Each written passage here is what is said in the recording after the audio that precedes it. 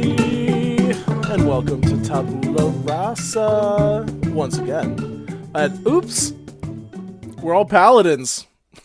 We're all level 20 paladins. Oh no. Oh no. Good luck to whoever the DM is. Before we jump into tonight's game, let's do a little recap of our last session.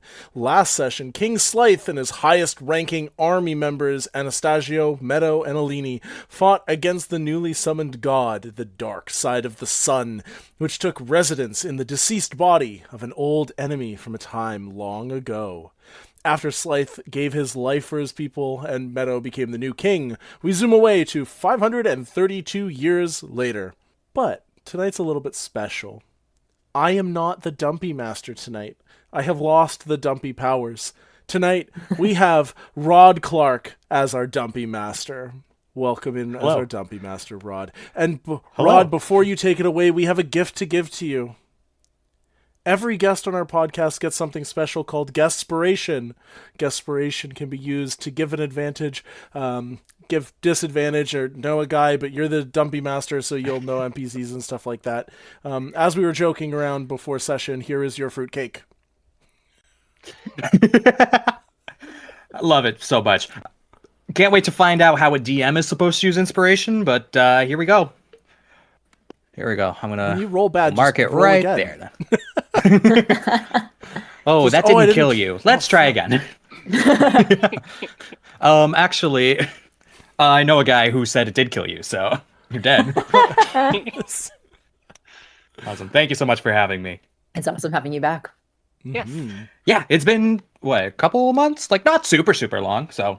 No. Well, we did just post Oops Only Sorcerers, and thank you, Kristi, for taking the editing on that one. It sounds fantastic. So if you want to see Rod as a player, definitely check out Oops Only Sorcerers, where he played the Loxodon Delil, who was a daft storyteller. And that's what we remember about him. All right, wicked. So I guess we'll just go ahead and kick things off there. So our world, the world of Tabula Rasa, we moved to an area not seen up to this point, into our southern continent, a number of years after the events of the Gunslingers. The year is 4532. Within the southern continent, there are rife forests, deep, deep woods, as well as a number of open plains. The snow has melted away amongst these parts within the last 100 years. And what has been left is an era of banditry. Small villages are rampant around the countryside here, each dealing with a number of different encampments, constantly raiding them, hunting down different materials, fighting against people on the roads, merchants trying to make their way between the villages here. And some have seen fit to make their money in stopping banditry. And so one man by the name of Aramin took it upon himself to create his own bandit group and set up to run a protection racket, notably focused along the village of Pebblebrook. Pebblebrook is a relatively small village, most notably for holding a very central point in this region. There are many other villages connected to it. Most of the time, if you're trying to get anywhere, you are passing through Pebblebrook in some form, which makes it a prime target for bandit attacks, such as right now. The sound of arrows plunking into the wood of buildings and shields are high as screams echo out throughout the village. A number of bandits are running around, attacking, as the sound of swords and spears shear through the fabric of tunics. Aramin's bandits stand firm, fighting in defense of this town, protecting the people here who have so graciously paid up for their services here.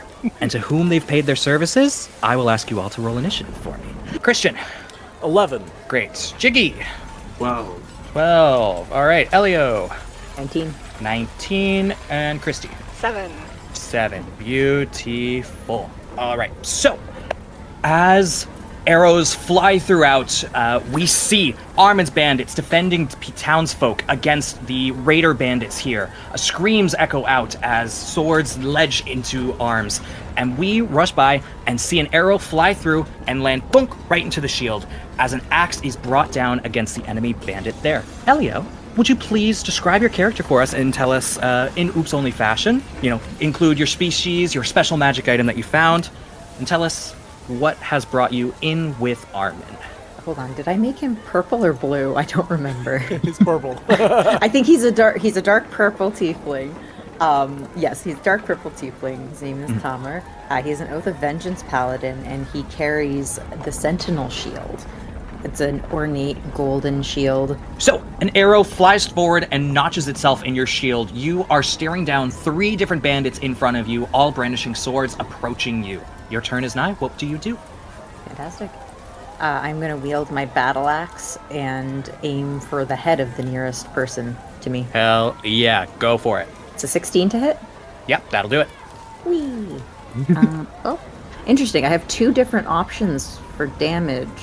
One is slashing, and it's a 1d8. The other is a 1d10. Depends if you're using 1 or 2 hands. Gotcha. Okay, thank you. So you're one-handed because you got a shield. Yeah, one hand. So 1d8? Yes. Awesome. Okay. 10 total. All right, 10 damage. Perfect. You swing over with the axe. It is a clean decapitation, taking the head off of this bandit here. Body falls to the ground. The other 2 bandits continue to approach. Anything else from you? I'm going to do the exact same thing and aim for the person next to him. Perfect. Oh, that is... Okay, that was a nat 1. 10 total. Okay. So no. You knock this first one clean through, and as you move forward, you stumble over the body still in front of you, tripping over a little bit, losing your balance here as they continue to close in. Great. Those are 2 attacks on the action. Anything else from you? For right now, I don't think so. I just go, Nope. fuck! Okay, fabulous. On that, they are going to do some quick attacks against you as well. 2 sword attacks coming against you. First one's a 22 to hit. Yep, that hits. Second is just a 12. Nope. Okay, fabulous. Real quick and easy, just a 7 damage slash against you here. 7, alright. Awesome. As they move themselves into combat there. Meanwhile, we move across the rest of the battlefield here, across in front of another small little home here. A group of bandits kick down the front door of one of these homes there, and inside there is a mother with her child cowering in fear, screaming as they open the door. 4 bandits move in to surround these townsfolk here, and they are stopped by a sound from the doorway. Jiggy, would you please describe your character and tell us about your stuff? Today is a good day, for you have encountered the pride of Pebblebrook, Leovihild. As he steps into his doorway, this massive white leonin, a lion man, fills up this space. And he has a standard longsword of the era. No crossguard, just straight up nice, what do you call this? Viking vines, kind of ornate on it. And he has a shimmering spellguard shield, which he discovered buried in the fields one day from an ancient civilization, but he has been blessed by the gods. So yeah, he just comes in between these 4 bandits and his mother and child. Why am I in their house? Let us not bother with details. I will kill these 4. So he has 2 attacks, both with a longsword. Great. One is a 29 to hit. Oh, yeah, that'll do it. And the other is Just barely. a 27 to hit. So, yeah. Perfect. Yeah. So that one doesn't hit, obviously. Yeah, not Perfect. Give me 2 damages. The first one is an 8. 8. Okay. Make the slash. First bandit still standing though. Okay. It would be the one that's like right in between everyone, the central one. Yep. And the second one I think was also an 8. I rolled. So 2 8s. just 2 quick, like one stab in, and then the second stab like upward to pull the sword out. You do not down either of those bandits. There are still 4 bandits, but they all turn over to look at the notable threat that has just entered the room. If that doesn't put them down, Oh, sorry. Did you attack the same bandit twice, or? Oh, okay. Sorry. No, that does take down one of the bandits there. Okay. Cool. So 3 bandits turn to face the threat that has now entered the room. Question for you: do you have improved Divine Smite, or is that just me? I think everyone does. Is that built into your attack? It's an extra D8 of damage on all melee attacks. That's if we smite, though, right? No, it's just if you hit with a melee attack. By 11th level, you're so sufficed with Righteous Might that all your melee weapons it's just a free D8. 3d8, yeah. Okay, great. It is strange that it doesn't do that automatically, though. For the first guy, it's a total of 10 damage.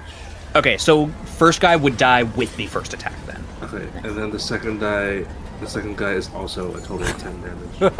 Wow. Okay, perfect. All right, so what actually happens?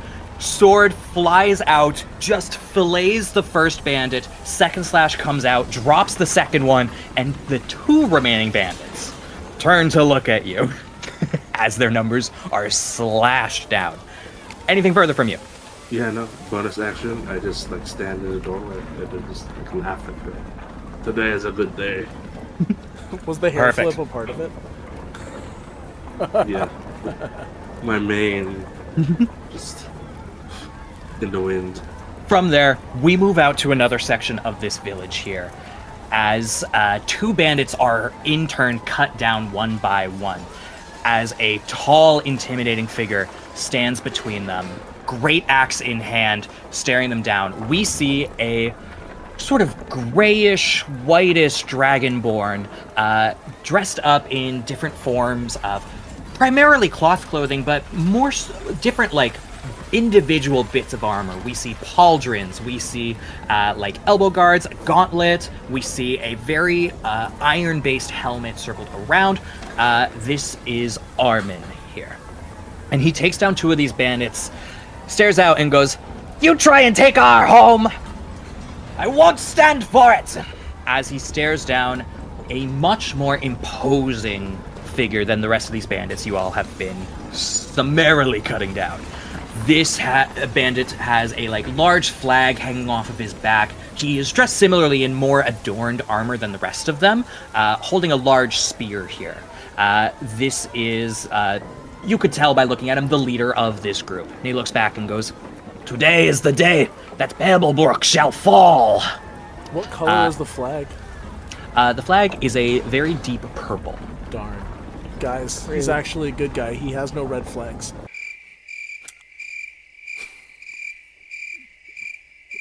Beautiful. Wow. Excellent. Am I allowed to Divine Smite Christian, just out of curiosity? Yeah, go ahead. Yeah, man, that's kind of neat. Incredible. Aramin runs forward, moves in to make a couple attacks here. Ends up missing with both of them. The big axe sort of catches against the spear here, shoves it off to the side, does not land a hit there. As his attacks don't land there, he looks around and just at the rest of the chaos unfolding and goes, "Captains, where are you?" Leovihild, similarly, you have 2 bandits engaged with you. They're going to make attacks against you as well. I should have done this before going to our leader here. A 19 to hit, It hits. and then a 17. No, that doesn't. All right, so that is 1 attack hitting, doing a nice, easy breezy 4 damage. The roar that comes out of it is more of annoyance. And he just turns it into, "I am here, Aramin," from the distance. Screaming along from the battlefield, you hear him go back, "Oh, finish up and get over here!" Elsewhere, that scream reaches another corner, down by the little river that's running through the town center there. Bandits are cut through one by one. We see Christian. Could you please describe your character for us? Hello, my name is Glampire.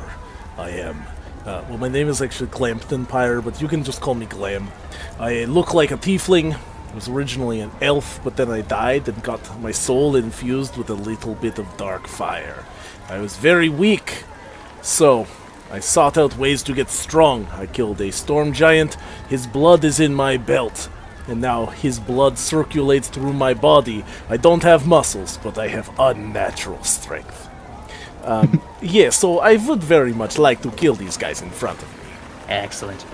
You are facing down a total of 3 bandits right now, each levying their blades at you. How would you like to kill them? One great sword for one. I have one great sword for the other. I swing. Dude is beefy. I get a 26 with my first great sword. 26? Yeah, that'll hit. Cool. For damage on this guy, it'll be 18 plus 7, 25 damage. Just truly, there was a body, and you cut through, and it, like, does cut in half, but there is so much force behind it that both parts of the body also just fly off in one direction there. Duh. Second one. One lands on top of a building, the other, like, hits the gutter of it and just, like, falls down to the ground. 22 to hit. Yeah, that'll do it. And this one is going to be a 27 damage. Your minimum kills these guys outright. I swing my blade, do the first attack, just let it stick in the ground, pull my second blade out, kill the next guy, put both blades back on my hip, and look at the last one standing there, and I go, "You are next, puny boy." Can I get an intimidation check from you? Yeah. I crit. I got a 31. Incredible. Dude stands there, has just watched you fully eviscerate 2 of his friends, let me be clear. Like, those were people he has known and shared nights with and shared hard battles with, and now they are gone in literally the blink of an eye. I licked my sword at him. Did you say you lick? Okay. Yeah, I lick it. Very good. They taste great. You will too. He picks his sword up, throws it into the river, and just lays down face down on the ground. Oh, no, I don't think. And you like stand there and you can hear him just kind of like just hear him crying. Oh no, he's sad boy. That's okay, little boy. you stay there. We will come back and you will be a slave of Pebble. He says absolutely nothing, just keeps bawling on the ground. Great. We're taking slaves now? No, he shall raise chickens. Those are your attacks. Anything else from you? I'm going to use 45 feet of movement to unnaturally run across the... I guess there's like a little field in the river, and just start heading towards Aramin. And I call out, "I am coming!" Aramin hears you call that out and just goes, "Okay, where's the 4th one? Sage!" What, man? Jeez. Kristi, Try could you to please get just... relaxation around here. Jeez. Why do you sound kind of like Eric Cartman? Do I really? a little bit. Yeah, a little bit. Gosh, Like I don't if mean Eric to. Cartman's voice dropped. Well, anyway, I am Sage. What do you want, man? Kristi, could you please describe your character and tell us about your stuff? Well, you see, I'm Sage Dagleaf, a Paladin Oath of the Ancients, because the Ancients are cool, man. Anyway, so my magical item was just, I was in a store one time, and I see this, long pipe-looking thing, and I thought it was a pipe. So I brought it home to my hotel room, laid down, put the pipe in my mouth, and stuffed some long bottom leaf into the other end of it.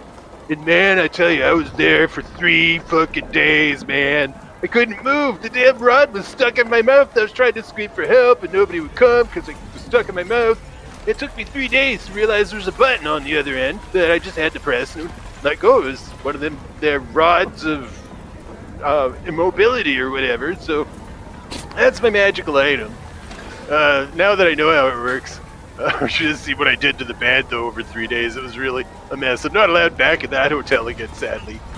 Anyway,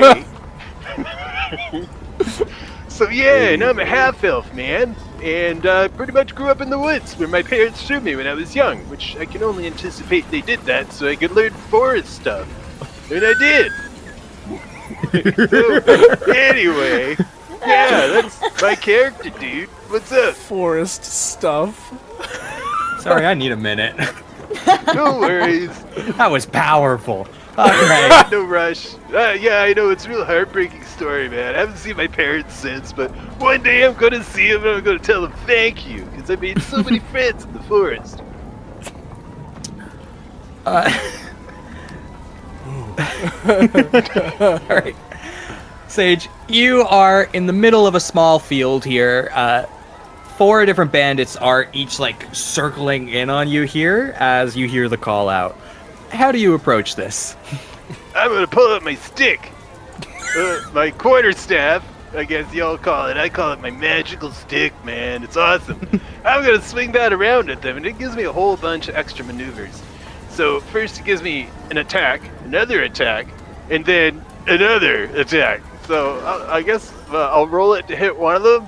All right. And I get an 18 for the first one. 18, yeah, that does it. So I'll do the first damage roll, which gives me 5, plus the next damage roll, which gives me 6 for 10, so 15. And then I have my bonus action, which is a D4 plus 4. What's the Okay, bonus so action? 20. Bonus action's Polearm Master. Yep. Yeah. Sorry, so first one was just hit for... Oh, it was 18 to hit, and then I had 3 Yeah. damage rolls for it. And it came that to should 20. be It was three 15. separate attack rolls. So that would be 15 for damage then. Yeah, okay, so first bandit is knocked onto the ground, eats dirt, and is fully knocked out. Cool. So I swing my stick at him again, I guess. Perfect. So Second here we one. go. Yeah, so my quarterstaff. Oops, it was damaged. Sorry, I'm gonna make a lot of mistakes. Not exactly sober. So 14, does that hit? Yeah, 14 does it. Ooh. It's the second And attack then- damage. A 7 and a 1 and a 5, so that's 12. 12, again, bonked down, taken out. Staff underneath the chin, flies up, hits the deck, gone. Great. And then you got the bonus action attack too? Yeah, I do actually. So that one is the Polearm Master. This time I land a 20. 20, I'm yeah. guessing that hits.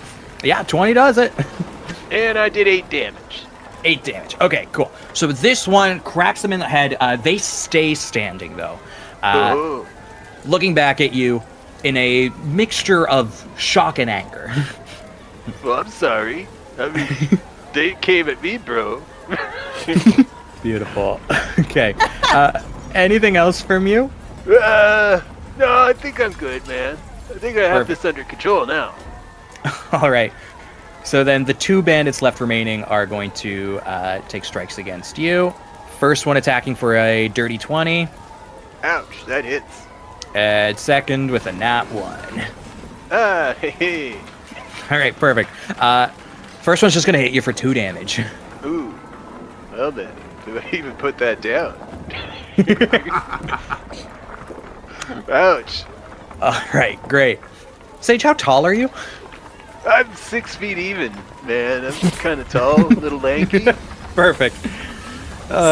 So, yeah, these 2 bandits, one of them deeply, deeply injured, look at this person who just kind of jumped up, cracked them with a whole bunch of sticks, and now their little group has almost been wiped out here. Very confused as to the defense mounted by Pebblebrook. From there, we are going to jump back into the center of this combat here. Aramin, in his combat, is going to take some hits from this rival captain. Both spear hits land, slashing open pieces of Armin's arm, cutting through in them there. He calls out in pain. He just goes, "Any day now!" So as these spears come through and slice off bits, you can see the parts of the skin where the spear slashed through are tinged with a little bit of green as Aramin fumbles a little bit, taking 36 points of damage altogether in that attack. Oh. That man is not playing fair. And from there, that takes us back to the top of the order. Tamer. So first of all, I realized after my turn passed last time that you had asked us to go into how we found Aramin and got in with him. Yeah, I don't think any Yeah, any of us have answered that now that I think about it. Correct. I don't even remember. So, it was Flashback. actually, Yeah, it was actually because of his shield that Aramin found him. The man who had gifted Tamer his shield way back when he first started adventuring was friends with Aramin back in the day. They hadn't seen each other for a long time, but at one point Aramin ran into me in a tavern and he saw that shield and was like, "Where did you get that?" And he definitely was coming at it from the, "Did you steal that from my friend?" kind of thing. Luckily, he believed me when I explained the story of how it was a gift from his friend. And based on that, he was like, "Cool, you want a job?" So with that over, I killed one of the bandits that was in front of me. Do I still have 2 in front of me? That is correct. Okay. All right. I'm gonna just keep swinging my battle axe. It's an 18 to hit. Yeah, great. Cool.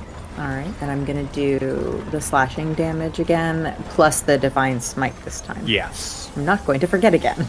With the So- the improved one. Yes. So that's 7 slashing and 3 divine smite. Okay, 7 plus 3. Great. Second one goes down. Awesome. And I'm gonna do the exact same thing again. Perfect. Aiming for the other one. 15 to hit. 15 does it. Okay, cool. All right, same thing then. That's 10 plus 7. Shit. All right. Yeah, 17 Perfect. damage total. Final bandit goes down around you, cleaved through by your axe. You are left surrounded by bodies, hearing Aramin call out for his captains. Coming. That is making your way over to him. Great. Leovihild. I look at these two before me, and as Aramin's screaming, I flash back to when I met him. I think Leovihild was like a drifter and kind of going through the countryside, like just going odds and ends, and seeing Pebblebrook as the central location. I think it would be during the time when Aramin's kind of building up the protection bracket and kind of saw this cause as like, oh, if this place is going to be attacked a lot, I'll get a lot of experience, like a lot of battles will be in front of me. And that's something that's very attractive to Leovihild. And he's like, "Oh, all right, I'll stay." And that's how he got into the gang. And like every fight, he's like very much gung-ho about it. He's also an Oath of Conquest paladin. I don't think I ever said that. So that's like part of his psyche. He just looked at these two before him. And just goes and tries to kill them both. Okay, great. Go for it. The first attack is a 27 to hit. Oh, yeah. And the second one is a dirty 20. Perfect. Both hit. So for the first bandit is a 9 plus the extra d8, a total of 15 damage. Taken out, slashed through with the blade. And then second one is a 10. I don't need the extra d8. But Nope, that'll do it. yeah, 14. That is. Take your sword, slash the first one down, run through the final one there, pushing him back and pinning him to the wall there. I'll be like, "Aramin, I'm coming!" Like it was with urgency. Kind of like after he's pinned to the wall, I pull the sword and like kind of sheath it quickly, and kind of like animal pounce like out the doorway and Beautiful. into the square. The mother and child are left in truly frozen fear as their home is now filled with bodies. Lovely. Put it on my tab. Whoa, burn! All right, perfect. Jumping back over to Aramin. Aramin is going to look forward at the bandit in front of him, see 2 of his captains finally making their way over. Or sorry, 3 of them altogether finally making their way over. Took you so long! This one's giving me trouble! He actually knows what he's doing! And with that, he is going to lift his head back and use his breath weapon and just breathe like a burst of light out onto this enemy here. The bandit captain is not prepared for this and just kind of stands there very confused as the light just fully washes over, searing parts of his skin away, taking a solid 32 damage on that. Yes! Show him your bad breath. That never gets easier. So from there, that's going to go to Glam. How far away am I from Aramin?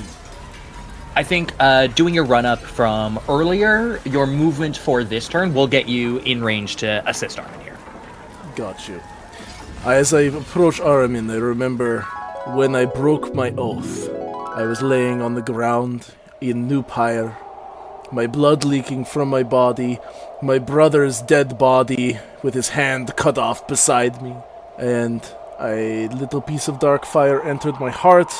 I traveled around the countryside, killing, drinking blood, and all of that gruesomeness that comes with. Eventually, I came across Pebblebrook, and I thought, well, these look like tasty little snacks. But then I saw Tamer, standing in the forest, the most beautiful person I have ever seen in my life. And well, now they are my boyfriend. And they introduced me to Aramin, and he's very good time. Aramin is because of boyfriend, and I want to impress. They are my star. They are my son. I will do anything for Tamer, including killing whoever attacks Aramin. Oh. Perfect. I'm gonna. Within that flashback, Armin looks at you and says, "And you're sure these people, you're willing to give yourself up to fight for them?" I get dipped by Tamer, and I say, "Duh." Tamer, pick him up so I can have this conversation. I scoop. I hold on like a little baby. I'm like, I am his and he is mine. I give his temple like a little kiss. Then we make it official. And Armin holds his hand out to you. I'm still being held, and I just reach a skinny little blue hand out and grip him, but I have such intense strength when I grip him, you hear bones like cracking, and I go, sorry, I don't know my own strength. Armin, releases your hand and then goes to grab your arm even further up. At the same time he goes to do that, we cut back to the present day at the same time as your greatsword intercepts an attack that was coming in for him there. Petty! This is why I keep you all around. Thanks for having my back. No worries. I am the strongest person in your army, and I have come to do the thing I am good at. I am a killing machine. I am the machine. Oh no. Fuck that bitch. This is Pebblebrook.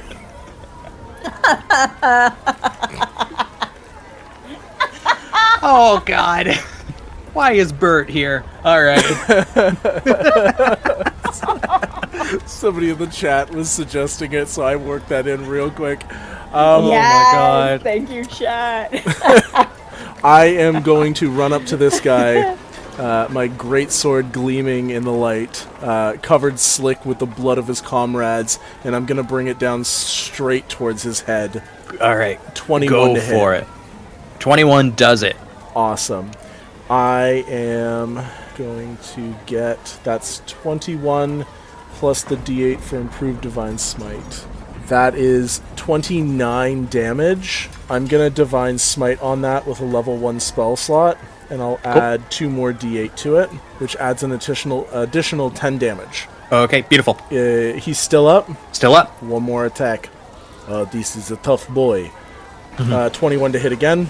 Yep. 27 damage. Bonk. 2 big slashes cutting through this captain here, still standing, looking over at you, and goes, then I guess I exterminate all the guard here. I will say my divine smite looks like flashes of shadow instead of flashes of light. But you call me pest? Yes, and I will swat you like one. That's so rude. My brother's hand that also reanimated crawls out of my cape and flips him off. He looks over and goes, oh, what the fuck is that? That's my brother's hand. His name is Andy. That can't be right. No, it is. You're wrong. That's gotta It is. that's Yeah, see? Right there. No, that's taboo as shit. No, come on. No, it's okay. it's good. Don't worry. Lovely. Excellent.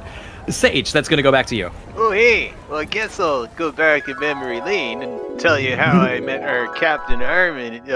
I was just passing through one day through Pebblebrook, and had to pick up some papers and stuff for no reason. And so I was like, wintertime, and there was lampposts and stuff. And there was this frost in this lamppost, and it looked delicious. So I licked it, and I was stuck there for 3 hours until Aramin came along. It yanked me right off it, man, and ripped my tongue, and it hurt. And then he said, oh, here, have a drink. And then we were friends. Just like that. So that's how I met Aramin. I've been with him ever since. Incredible. Yeah, really touching story, man. Within that flashback, Armin sits down with you at the tavern there. You both have drinks in front of you, and he looks over and he goes, "And you're sure you don't want me to, like, use magic to heal the tongue? You just want the drink?" No, lesson learned, man. I'm never gonna lick a frost-covered lamppost ever again. Just sure. other things frost-covered, sure, but not a lamppost. Okay, so metal is the word we're looking for here. Avoid metal. Well, the lamppost, was it made of metal, dude? I don't remember, but yeah, I guess. All right, I'll try to remember that. I won't lick any frost-covered metal anymore. You're something else. Yeah, you know, I try. Everybody tells me how cool I am. Where are you going to, anyway? Where am I going? So we're still in the past? Yes. Oh, okay, cool. Well, I don't know. I was gonna go back to the woods and hang out with my little woodland friends and stuff, but having some human friends might be useful. Like, none of my woodland friends could help me off that frosty lamppost. And none of my woodland friends came and helped me that time I got a big rod stuck in my mouth. So, it's good to have some human friends. I'll stick around for a bit. Maybe make a home in Pebblebrook.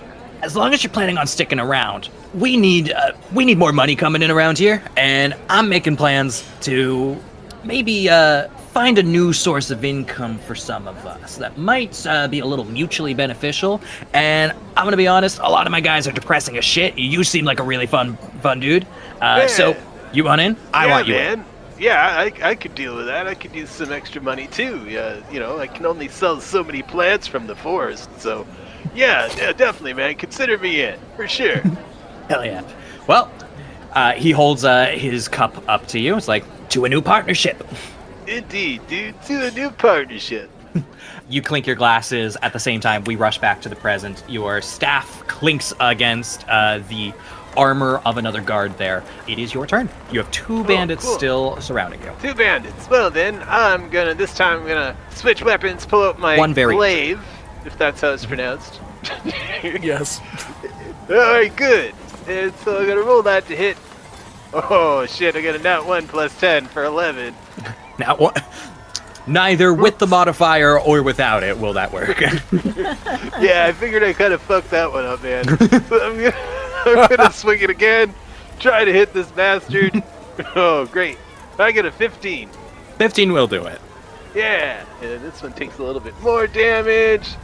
I will say, this one had like 2 HP left. It's gone. Oh, yeah, well, I mean, I had the other additional D8, but if he's dead with 13, that's good. So gone. Yeah. Yep. So you're spinning around a little, maybe too sporadically. Clean missed the first one, but then it comes back around on the crackback and just knocks this bandit down to the ground. One more bandit looking over at you. Oh, I have a bonus action. Does that count? Yes, it does. Oh, I'm gonna throw it.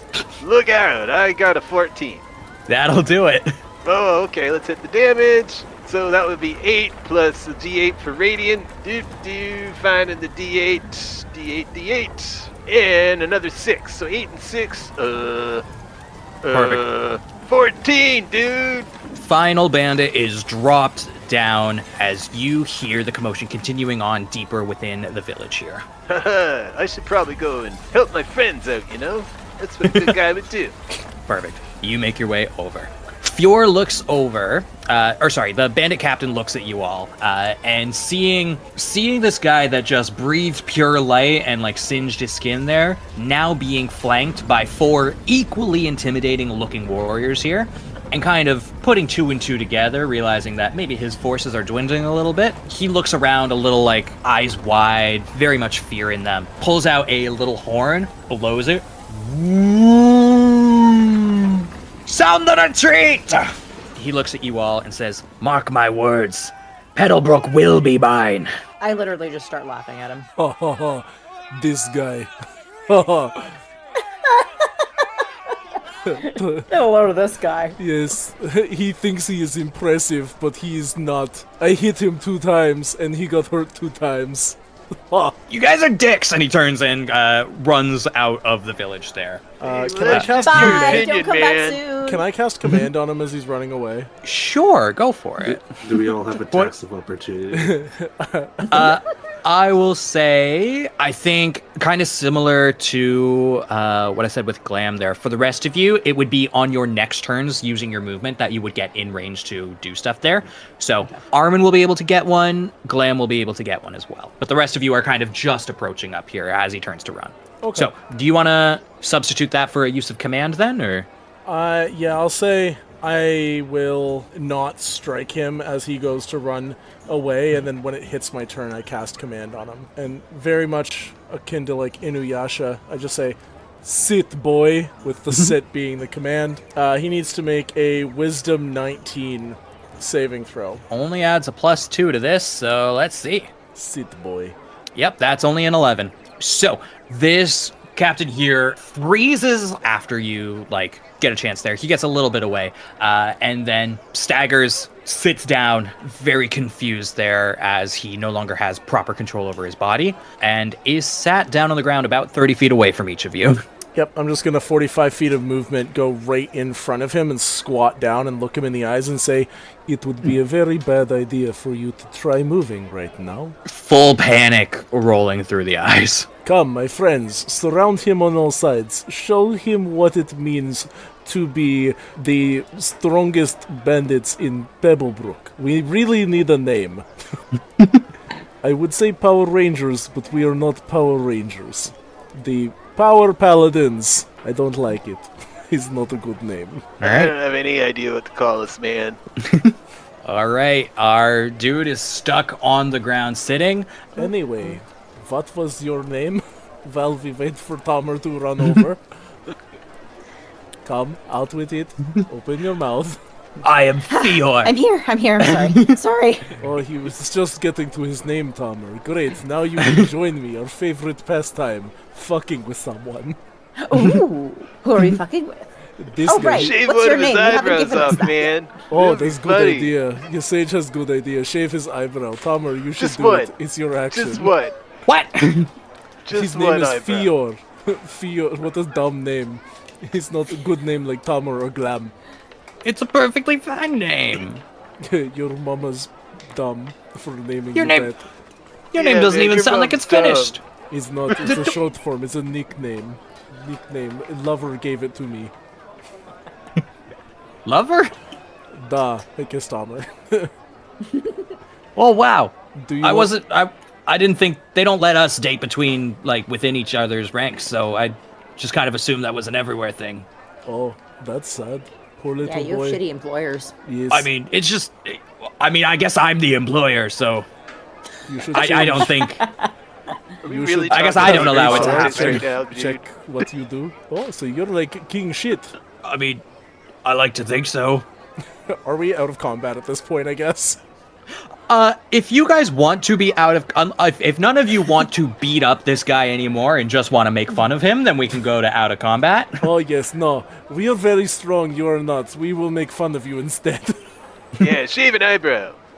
Great. Does anyone want to beat up this man more in a combat setting, or shall we move out of initiative? I'm gonna hit him in the balls with my stick. Can I tickle him? Can I tickle him with Andy? Let's do it all at the same time. I Let's put- everybody do one thing to this guy. All right. And maybe he'll turn into a good dude and not attack villages anymore. Alright, Andy, so, tickle wickle. I put Andy on it, and he scurries under into his ribcage and starts tickling him with his fingers just rapidly. Yeah, that's weird. Stop! Oh, yes. I don't want this. My brother has fast fingers. Haha. I shave his eyebrow off and draw it in a funny shape. Is that what you do, Sage?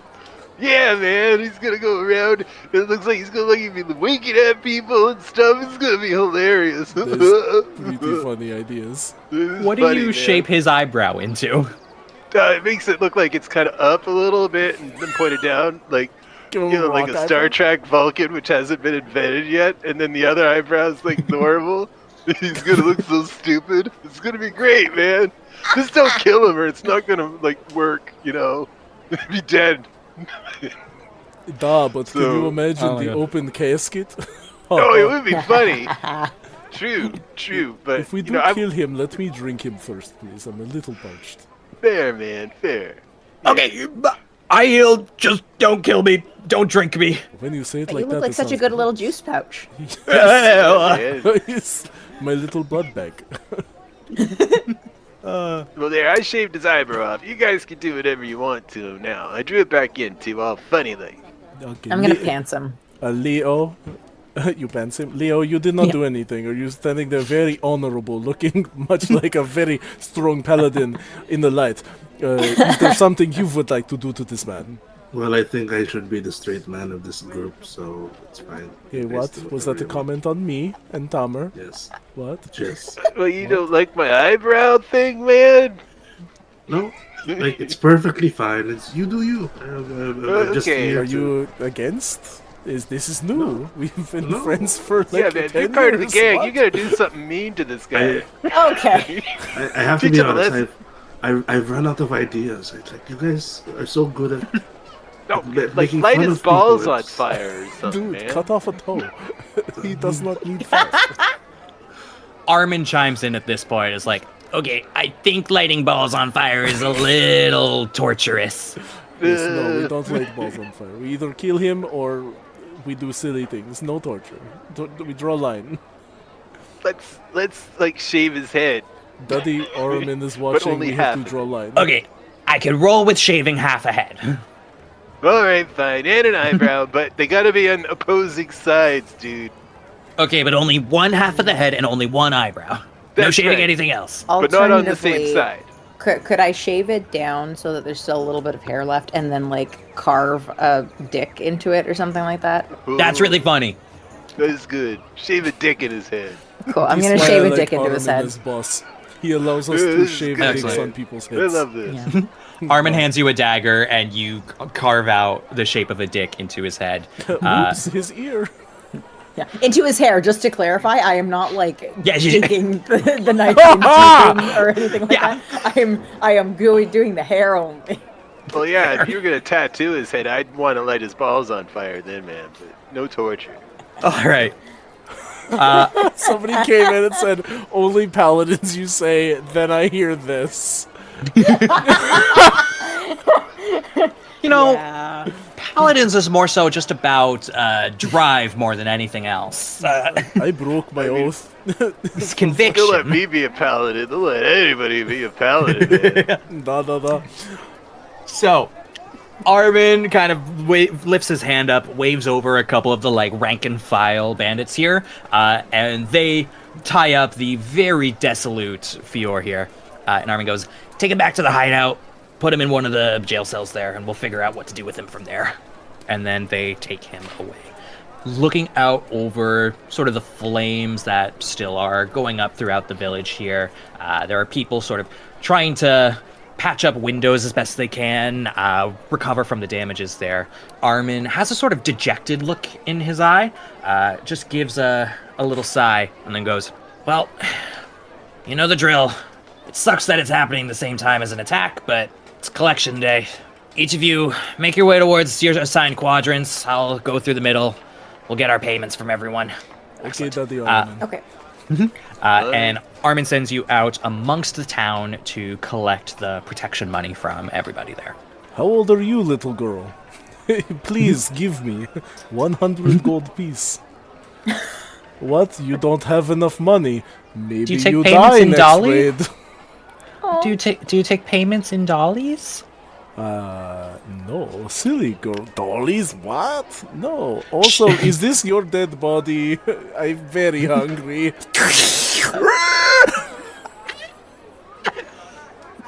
She turns and runs away. A guy comes running out from behind the house, like kind of holds her and comforts her, and it's like, "Have you no shame?" What is that word? I don't know it. Oh God. Blood all over my face, dripping. Jesus Christ! Who is that? What? That Sorry, name. it's the name of my uncle. Oh. He was really important to us. Oh, Takes a little baggie out, throws it at you. I catch it in my teeth. Thank you. Lovely. You each continue along your different areas collecting money. As you make your way back towards the center, regrouping with Armin, you see him chatting up with one family there. It is a mother and 2 children there. and she's looking down very forlorn, just like, I'm sorry, we don't have... No one's been buying anything. There's been so many attacks. We don't have anything. I'm so sorry, but please help us.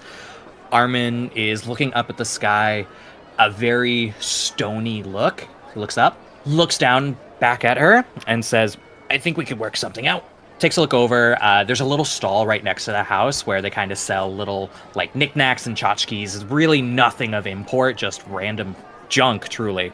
And he grabs a little figurine off from the stall there, looks back at them and goes, this'll do.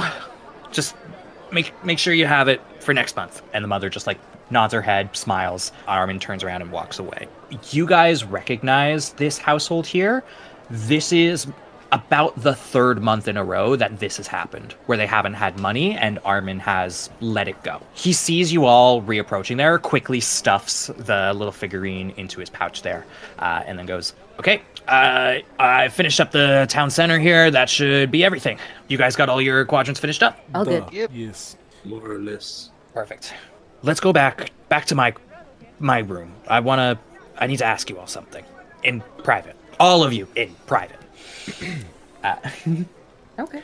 Perfect. You all make your way towards, it is just outside of the town. It is very thrown together like fences. It's like log fences with sharpened logs pointing outwards as very basic sort of barricades.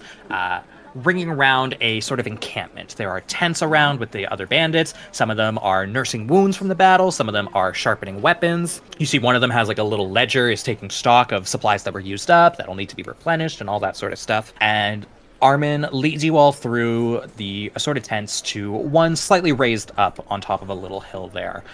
Slightly larger than the rest. This is his as the captain there. He takes you all inside. There are a few there's a couple of beds laid inside of there. He sort of offers for people to use at different points. You take seats on those beds, and he stands on the opposite end of the tent, looking away from you all with his back turned. He stands there for a moment, pensively, and says, "This town, pretty shit for money." Yes. I saw a little girl. She couldn't even pay. I had to shave 3 eyebrows today. So, look, I know it's fun threatening little children and shaving eyebrows and, sort of taking people's pets and tossing them over their heads, scaring them a little bit that way, but... Only with cats. They land. It's okay. Yeah, well, remember, we started out and we were doing it with, like, dogs and pigs and stuff like that, and then, they were... through cow. Yeah. Is that what you guys were doing last week when I was gone? Was someone doing that last week? I told them they need to stop. Well, I just found out lighting people's balls on fire was a bad thing, dude. I know these guys are supposed to be our profit margins, our squeeze, but I've been having a hard time giving it to them, Yeah, that. Are you having You've all... change of heart, Aramin? I don't know. I know all of you have joined up with me for, your own reasons, but the idea of a place that was constantly getting attacked, theoretically we'd be making really good money. So I know a lot of us out there joined up with me for the promise of money. And that's, of course, why I started doing this, but I've seen people get together, have families, live lives. I've seen people mourning. I've seen joy and celebration. Maybe I'm too attached to them. Maybe we need to, start attacking somewhere else and get that figured out. What if we just started squeezing money out of some of the, neighboring towns? What if we went to Earsmacker and started attacking them a whole bunch? Earsmacker, the one with all the half-elves? Yeah. I'm sure they could use some juice. They could use some nut squeezed. Not in that way. Not in, a fun way. Oh. Yeah, but, not in the way that we need a good nut squeeze, Oh, I wink at Tamer. So many fresh eyebrows. I think you might be surprised where we stand on this. Can I make a suggestion? Please. Maybe we do, you ever hear game Truth or Dare? Maybe we just play Truth or Truth and we cast Zone of Truth and we all talk about our feelings. Because he is conflicted. What is Truth or Dare? So we want to know how everybody feels on this. Is that it? Like, but I'm we use magic, gonna so go wherever nobody you can guys lie. go. So that's pretty much my answer. Okay, I guess that's enough of an affirmative. Tamer is genuinely trying to think of like what what he wants to do here. I will follow you, Tamer, wherever you want to go. I'm not here for money. I've always just been here for the fight. And if you say, what's the name of the other village? Ear Bumper Ear smacker. is where we Ear go. smacker. Ear Smacker is where we go. We go Same there. thing. It's just that wherever the fight goes, I go. I'm concerned that if we leave Pebblebrook, like that means other people can get to Pebblebrook. You know what I mean? They'll be left undefended, I suppose. I do have question. Outside of Ear Smacker and Pebblebrook, what are other villages in area called? Well, remember we did some drinks one time in Gemina. Yes. That was really fun. Remember all the like different caves and stuff that they had? It was really cool, especially once we got plastered. Oh yes, the caves in yeah. Gemini. Yes. Da. I remember. Yeah, Don't of know why course. I said yes when I said Arbor no. Nest. I've actually been meaning to go to Arbor Nest again. I have a friend over there I've been wanting to visit. And then, I think I've still got a timeshare over in Carrot on High. Oh yeah, I ate a guy there one time.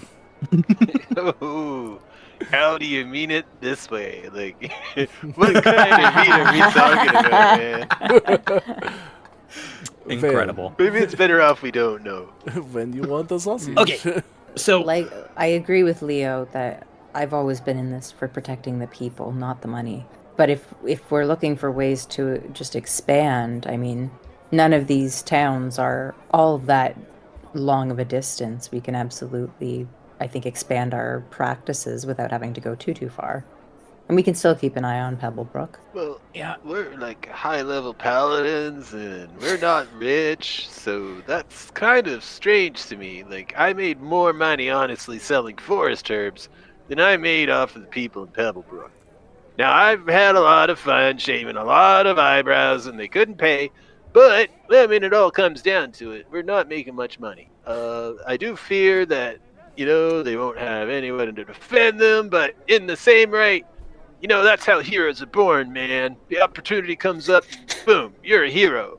That So- is true. We're s- I made lots of money being a murderous monster all across Tabula Rasa, but Oh, here I'm I sure am you now, did. wanting to be hero and making no money, but doing the right thing. Yes. So, sorry, I was expecting a lot more, like, resistance or, like, razzing about this. You guys are okay with the idea of protecting these people just for the sake of keeping them safe?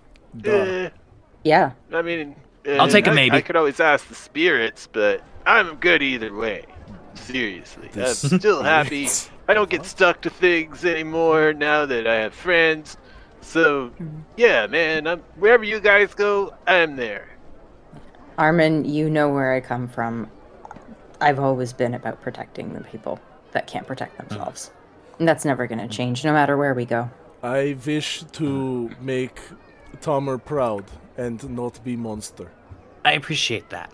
This is a really big change, and I don't know how it's gonna go over. I think, there's something to be said for just going for it and doing all that. I wouldn't mind a little extra, like, guidance on high, one might say. I want to go to Rosfield's End and try and get some guidance from there. Would you all come with me? Just Sure. moral support? Absolutely.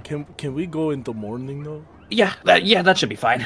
So, there like, is- one last party here in Little Pebble or Pebblebrook? Was hoping maybe we could do Whatever it's something called, man. It's got Pebble in very it. special tonight. If you would all be open to it, I get Well, I down. could ask my forest spirit friends for some party drugs if you like. We may need those. I get down on one knee and I pull out a ring with a black obsidian that. crystal in it. Tamer, you are the sun to my stars, and I would love it if you would not only be boyfriend, but if you would be husband friend. My mouth is just like, I mean, I prepared ceremony for this exact reason. Did you guys have a full conversation about, like, yeah, we'll do a wedding? Yes. maybe. Who cares what Rod's doing? This is a wedding episode. Well, I'm technically a priest, man, so, Well, you know. Sage, you could be the one to cast ceremony if you have this spell. I do. I was ordained by an oak tree. Well, that counts. Cool. That Yeah. counts. I should know. I lived in many forests while I killed people. That counts. Yes, it does, man. I'm gonna look at Leo and say, "Will you give me away?" Of course. Oh, this is so special. So I guess we're having a wedding. Yeah, that's what it's called. I was said funeral. Oh, anyway, I'm ordained. Although we could it have might become funeral. a We probably funeral, should do that at one point, though. We could just do big bonfire. We use the bodies for it, and then that would be very beautiful for wedding. Ooh, instead of throwing a bouquet, you could throw a head. Ah, All right. Well, Now let's smell get of ready for the barbecue. wedding, everybody. This is You guys gonna are be a freaks. big I love deal. you. Oh, it's so sweet. All right, great. So, you all make your way back towards your tents, start making preparations for the wedding. Word gets around the encampment very quickly. When the time comes, there are multiple little, like, very basic stools set up in rows, kind of creating a, like a groom and bride side of sorts. There isn't really a distinction in terms of actually who's choosing who. They've all just grabbed seats basically wherever. I'm wearing Yeah, a beautiful bride's dress for sure. Hell yeah. Hell yeah. Duh. I'm wearing like a dark green, elegant-looking robe that kind of like goes over one of my shoulders. Sage is up at the front, ready to officiate. Aramin is standing up there with Glam, waiting, and eventually there is a little like ding ding ding ding as like a little bell is rang, and we are ready for the procession to begin. Jiggy, did you add a fancy scarf? Yeah, it's it's the robe with the golden. So quietly, You're just ordained too? You know, Leo's very distinguished. Indeed. So good. He also collected local flowers and helped prepare like a matching Aw. bouquet for the. Hey, man, I know them flowers. They were friends of mine, man. You ripped their damn bodies out of the ground. I'm pretty Cool. sure they won't mind. No, they don't mind. They were gonna die tomorrow anyway. They're just plants. We can smoke them later. Anyway. I also had a matching bouquet to the Tamer. Thank you. Aw. Alright. Well, so do we start the funeral? Dearly beloved, get the bodies burning. we are gathered here today because this dude is marrying this dude in honorable dudership. So, I guess I'll consult the spirits. Just a sec. Make sure it's official. I'll make it official here. There we go. Okay. Dearly beloved, we are gathered here today in witness of the spirits of the forest to have a wedding between two dudes because they love each other. And that's what dudes do when they love each other. So, Glam, do you Duh. take this here dude to be your lawfully wedded dude forever? I dude. Yeah, that's cool, man. All right. And, yo, Tamer, man. Hey. Well, Tamer? congratulations, man. Do you take this dude, Glam, here to be your lawfully wedded dude forever? I do. Oh, yeah, that's awesome, man. Somebody has power invested in me and these spirits. You guys can see the spirits around me, right? No. Yes. Okay, well, I hope so. Otherwise, whatever I Oh, took yes, sorry, certainly we wasn't lied. mushrooms. Okay. So anyway, by the power invested in me in these spirits, I now pronounce you both dude and dude that are married. You may now kiss each other any way you like, and the wedding is now over. Thank you, everyone. Kiss. You have to. It's the law. The spirits get mad. All right, I'll just assume you kissed. Yeah. All right, spirits, you guys can go away. We're done. Thanks, guys. Who's dipping who? Would you like to get dipped in your dress? Yes. All right, I'm gonna hand you the bouquet that I was holding and then dip you. You make And me I'm gonna feel put like a this beautiful back. monster. A bandit A bandit man off to the side has a bunch of like tuned drums and starts playing the wedding march on the drums. Bong, bong, bong, bong, bong, bong, bong, bong, bong. That's so cute. I like this guy. You can keep him. We'll Best get into edition our we've ever anniversary had. Party. Yeah, man, this is sweet. Beautiful. Okay, I will be busy for the next 8 hours. Oh, Have a good night. Busy doing what? Good night, everyone. shit, man, we probably shouldn't talk about that. They're gonna do their thing now. We are They're going gonna to make fuck. little acorns. We are going to have sex. It is. Copulation. It is a long night in the encampment. No one gets any good sleep. You don't want to know what a vampire orgasm sounds like. And yet, we all now do. Repeatedly seared into our brains.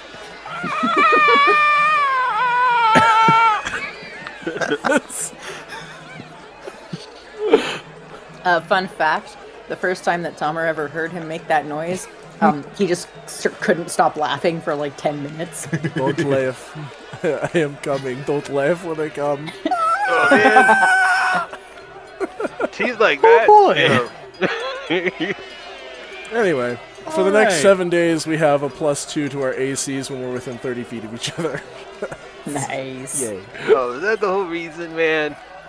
No, it's because we love each other, obviously. Okay, good. 'Cause Duh. there'd be a really mad oak tree right now if We that was the didn't case. build gay characters just to get married for a +2 AC for a one-shot. That would be ridiculous. Okay, well, deal. I'll keep it something legal about- for now. Something about the way you said that leads me to believe you might have. All right. I am not shitting on your face. So the sun rises. You all assemble on the edge of town.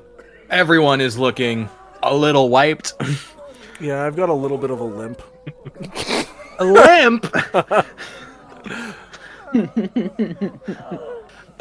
Very Just- gingerly just looks sit at the two of you down and then at just goes, breakfast. Oh.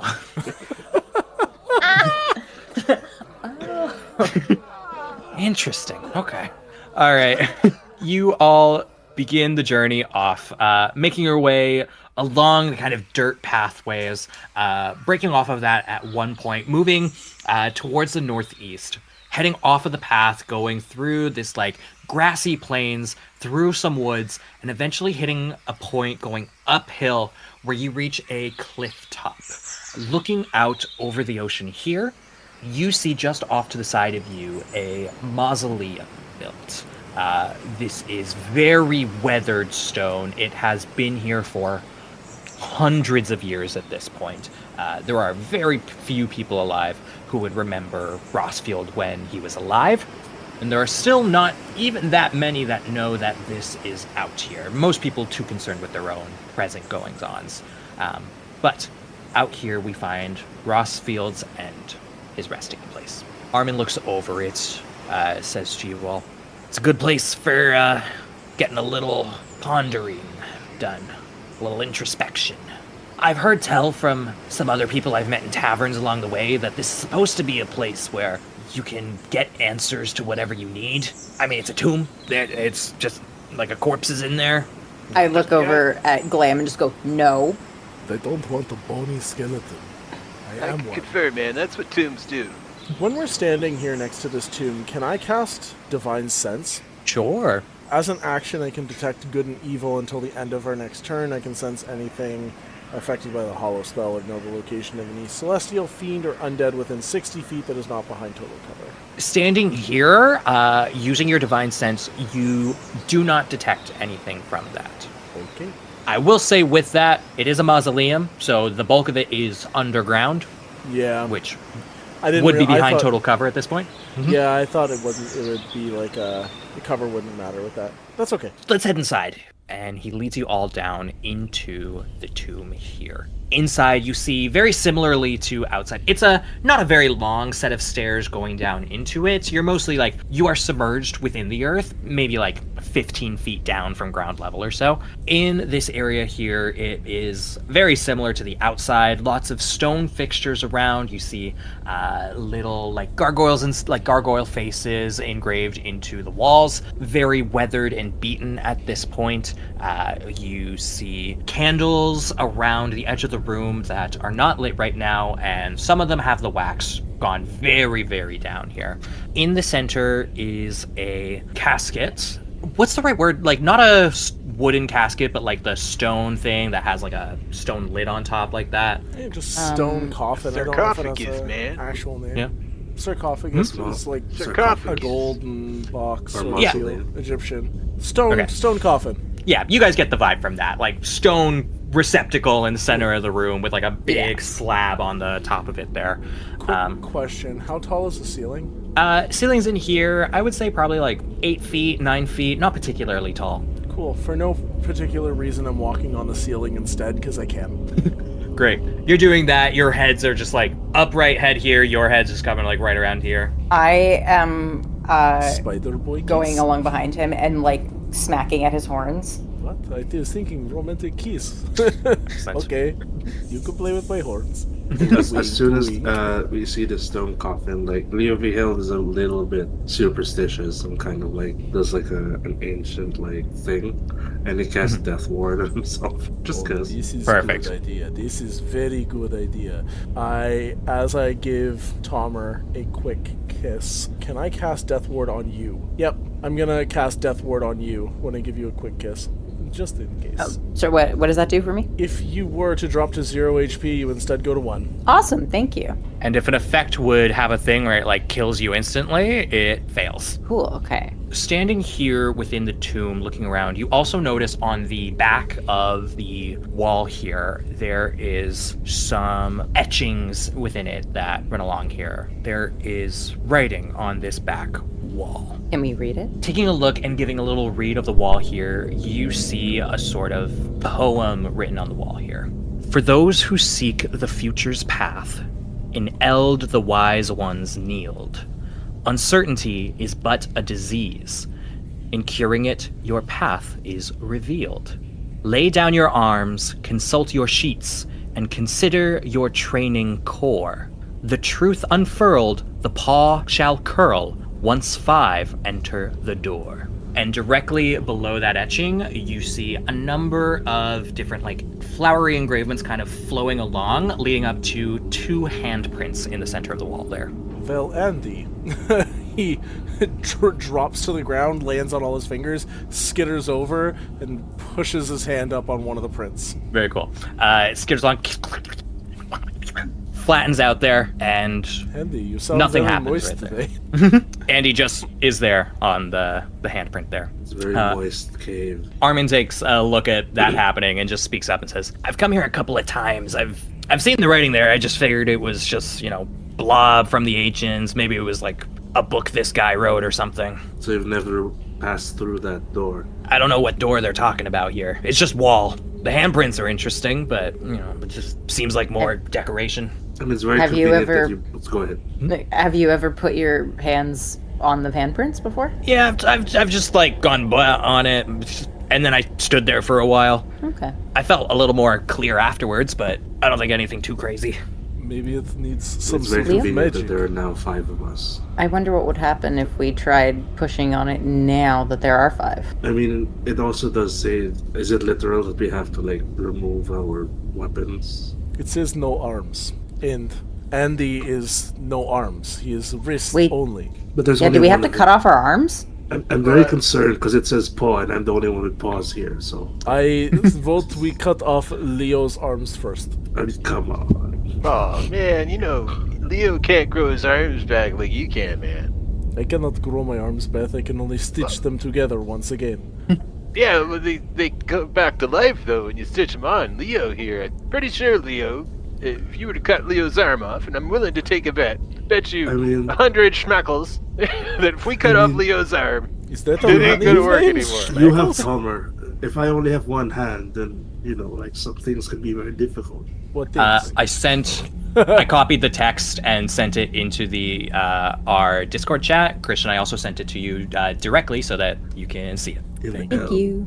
Yeah, so that you have the written out part of it as well. Uncertainty is a disease. So apparently we gotta be certain. Consult your sheets. I'm going to flip and land on the ground like an elegant little bat. I'm going to walk up and place my hands on it, and I am going to use lay on hands. I am going to, shadows will unfurl around my hands and my fingers and creep along the walls. It will be almost as if an ominous oppression is happening in the room as I am going to try and cure a disease on this wall. Okay, so you expend 5 points of your lay on hands pool to try and heal the wall. Duh. Heal the wall. Perfect. Pressing your hands into there, the shadows furl around you and just kind of like ripple up against the wall surrounding where the handprints are. And as that shadowy energy emanates there, the tomb begins to shake. There's the rumble as dust falls from the ceiling, little bits of stone drop down as well. The candles around the room suddenly light up, and a section of the wall right next to the hands presses back and slides away, revealing a staircase that goes down farther than you can see there into darkness. I had a similar secret thing in my first house. Aramin looks at you and it's just like, what the fuck? I'm 532 years old. You see secret doors. This one's pretty standard secret door. Little charge, little boop, door open. Yeah, but I assumed they kept those in places that mattered, not for, whatever, like, dumb little fortune tellers like this guy was. I could cast the divine sense and at least tell if this is good or evil before we go and chop off our arms and check our sheets, whatever that means. I think we are past you guys that. mind if I do that? I mean, now that the door is open, be free to sense. Well, if you want to walk in, man, you go first. No. This doesn't sound like good to me. The most attractive of us should go first. Well, that's me, man. Yes, Obviously. go. Yes, you. No, I don't wanna. You got it. You put your hands on the thingy. You did now the I'm thing. done. The honor is you. It's all you. No, I am done. Me and Tamer are we're so tired. Oh, we got to take a break. What about Andy, man? Andy could go in. I don't want to go in. I'm Andy afraid. helped. He's tired too. Oh, why is it always me, man? What do you mean he helped? I fucking knew it. I was gonna ask. What? Oh, You've God. never had alright. an Andy job? The implications. Oh, I get it, man. That's funny. Yes. Alright, I'll go first. I just hear from the side room, no, boo. Like comedy monkeys. Yep. Their comment from earlier from the vampire orgasm noise was that's somehow worse than I imagined. Yeah. Yeah. fair enough. Yeah, it really was. And Alright. was a divine sense used here or no? I'm gonna use divine sense, man. Great. You open up your senses to hear the natural world around you, and you feel it is a faint sense. You get a little tickle of like an undead sense. Oh down man, this that hallway. tickles. Okay. Well, everyone, I got a feeling there's like undead stuff. Yeah, It tickled. It was undead tickly. So there's gonna be some undead here. I have a feeling. I am Oath of the Ancients, so you can take my word for it. Oh, okay. We should be careful. Sage, you Anybody go got first. fire spells ready? I will do what I am best at and take up the rear. Yeah, man, you're the only person I know that eats ass for your friends and your enemies. Incredible. Get it? On that Two note, of us. so you all make your way down the stairway here. It is significantly longer to get down than it was to get into the main part of the mausoleum. You're walking down these stairs for what feels like 10 minutes continuously, just descending. Small jokes about eating ass or pop up here and there, but eventually, after a long descent, you make your way into a much more wide open chamber. The area around here is primarily stone, but there's a lot more detail work going around here. Little bits of gold etched in between the stones. You can see that there are like lanterns, there are bookshelves filled with different scrolls and books and stuff. You see a few like moths flying around that somehow managed to get into this little tomb and have managed to survive, but I don't trust the moths. and then around here, it's sort of a circular room, and in the dead center, there is a more proper-looking sarcophagus. It is full-on gold look, like all the colors going on with it too, shape of a person, proper sarcophagus there. And it is slightly opened. A jar. Yes, that's No, the bitch. It is not a Yeah, jar, it's it a is jar, a coffin. This is a jar coffin. Not a Weird jar. note, I am holding my breath the entire time we're in this tomb. I'm just not breathing. Just in case there's any sort of poisons or anything. I don't think I can get poisoned. I'd have to look at that, but I'm just holding my breath. I'm not Well, I was breathing. hoping my divine sense would detect that, but hopefully not. I'm gonna cast protection from good and evil on myself, just in case. Lovely. So, I- you all... What? Sorry, I took purify food and drink, and I realized that I eat bodies, and I just thought of the connotations of that. I was just looking through my spells. Just thought I'd share with the class. Anyway. Interesting. Great. So you all enter into this space, take a little bit of a look around. Aramin makes his way over towards the sarcophagus in the center, takes a closer look at it, and fully shoves it open. You think that- Okay. If you want to find answers that way, sure. I'll be Yeah, in the I back. mean- Casually put shield in front of me. That's how the DM killed everyone. That's how I'm using my DM-spiration. Like I it's said. over now. Wait, is this I know you a guy, and it's in this sarcophagus. Oh no. Are you really using your DM inspiration for that? No! So, he pushes it open, takes a look at you all, very, like, trepidatious and annoyed at that. He's like, I mean, should I not have done that? Well, you should have knocked first, dude. Yes, they could have been even comfortably know? asleep and enjoying themselves. He knocks on the now open sarcophagus. What do you see inside, Is- Aramin? A mummy, I guess. It's definitely a dead guy. There is a body kind of loosely wrapped up there, but with like little like gold jewelry along the arms and stuff.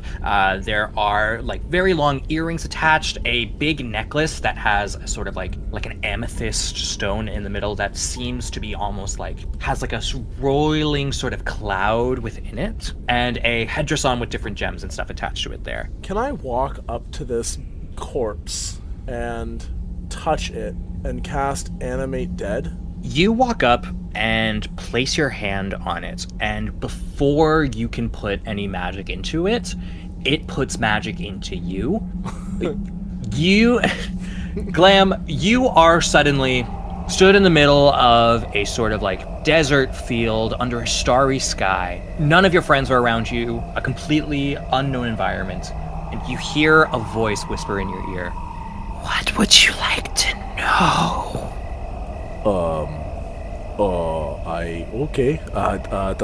I would like to know.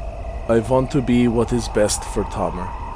I want to be a good person, but not just for them, for myself too. What is the best way to do that? It's what you give for this knowledge. As that is said, all of you can see a sort of spiritual, like ghostly figure spin around Glam's arm and sort of coil itself around. And you see a ghostly figure with very like wild frizzed out sort of hair here, a very like demonic looking face, just like winding itself around Glam's body and kind of like next to his head. What? Don't like that. What it is that you would wish to have for that knowledge? What do you value most? Well, I have always carried 2 great swords, but I have only need for one. If you would like to take one of my great swords. You're so Lord, not enough. Not enough sacrifice. You can feel a sense of vertigo hitting you, almost like a field of, like, video game wise, like field of view suddenly expanding, like you're seeing more of the world around you. That continues until your vision goes black. You come back to, in your body, the spirit that was surrounding Glam is gone. You all saw that, right? Sorry, am I still there or have I disappeared too? You are back in the room here, back in your body, in control of your senses again. I walk over and put my hand on Tamer's cheek. And I say, they wanted to know what was most precious for me to lose. My first thought was my strength, but my second thought was you. I was not willing to sacrifice you for knowledge. I wouldn't have sacrificed you either. I was in a deserted field, hearing this voice speak. What happened here? Nothing. Well, we saw a ghost kind of grab you. A figure kind of wound itself around you and was perching on your back as it spoke to you. So, Aramin, do you think you can go through whatever? Do you have something to sacrifice? Is it worth the knowledge? Which one of us has, like, nothing to lose, man? Yeah, I got some acorns. Why don't we go find that bandit captain from the other day, bring him back here? What if he asks how to kill us, though, you know? Like, Oh, that would be bad. yeah. I mean, we could just leave this guy. Put the lid back on, you know, grow us some weed. That is true. I mean, what question is so important it has to be answered with sacrifice? As you are all having this conversation, Aramin just silently, very slowly walks towards the corpse there, puts his hands on like the edge of the sarcophagus and kind of like drums his fingers a little bit. Just a quick interjection. Tamer, you have been given Guesspiration by somebody in the chat. Yes, I saw that. Thanks, Or sorry, Jet. no, that was a different one. I saw the name an NPC part. Yeah. Ah. Congratulations, Tamer. You have inspiration. Oh, thank you. Thanks, chat. Killjoy, I will add that to my notes to use in a future session because I'm not the DM right now. I won't use that name unless Rod decides he has a character that fits the name Livia the Undying. I mean, I can certainly... Well, we've got a little bit of an undying figure here right now, so... Wait, what? Didn't it have a name already? Spoilers. So, Aramin looks back at all of you. Is the future of our home worth sacrificing for? It depends on what you would sacrifice. Is that what you're asking this thing, man? No, I think a question about sacrifice is a little weird to have to sacrifice for. Yeah, like, what knowledge could we possibly want? You know, like, What would I sacrifice? how can we get And rich? he turns back towards the corpse here, looks down at it. Everything I am. He places his hand on the corpse. And as he does so, you all see that same ghostly figure wrap itself around him. You see Armin's head like drop backwards, his eyes now filled with a like white light with like a little bit of a wisp kind of flowing out of them. This time, the specter going around him is not the only one, as around the room, ghosts start like crawling them, like floating out from the ground all around and begin to look over at you as they move to attack you all. On that note, we're going to take a little break right now. Let's take about 10 minutes or so. Come back at, we'll say 10:53 will be our return time. So And once we come back, this is what it feels like to get trauma. No, I liked Aramin. No. No. we'll take a little break. We'll come back. We'll kick off with initiative when we get back. We are back in the Hey. depths of Rosfield's End as Aramin is swirled up and possessed by the spirit of the dead Rosfield. The rest of our party is surprisingly attacked by a legion of wraiths that have appeared from the stones around them. And as they move to close in, I would ask everyone to please roll initiative. Oh boy. Got an 18. 18 on Glam, not 20, I got 18. 20. 20 on Sage. 19 for me. 19. Fuck. Leo. 14. 14. Okay, Wicked. Not the All most dexterous. So, positioning wise, Aramin is in the dead center of the room, currently holding the corpse that is there, full in possession, stuff like that. It is about 30-foot radius on the center room, 60 feet from end to end. Where would each of you be positioned? Like around with Aramin, like nearby the sarcophagus there, or farther out into the room there? I'm definitely we're near the all- sarcophagus. Yeah, circled Same. around the thing. Yep. Leo as well? Okay, so all of you are pretty much dead center in the room. There are 10 ghosts that arise here all together, circling around the room there. With that said, Sage, you open us up here. Oh, hell, I was not prepared to go first, man. All right. Go big. Go, yeah, might as well. So, I am gonna cast Moonbeam. So that is a spell, casting with a spell slot, 3rd level, Fabulous. casting Moonbeam. 3rd level 3d10. moonbeam. So if we call like the northernmost portion of the room like 12 o'clock, and there are 5 on the right side, 5 on the left side, like going around like that, do you have any preference on which one you are hitting with this? How close are these specters? How far away are they from each other? From each other? You're making... This Sorry. is literally trigonometry you are asking me to do here. Yeah. 30, 30. Both parts of the triangle are 30. Oh, You're man. thinking too hard about this. Are they within Correct. 5 feet or 10 feet?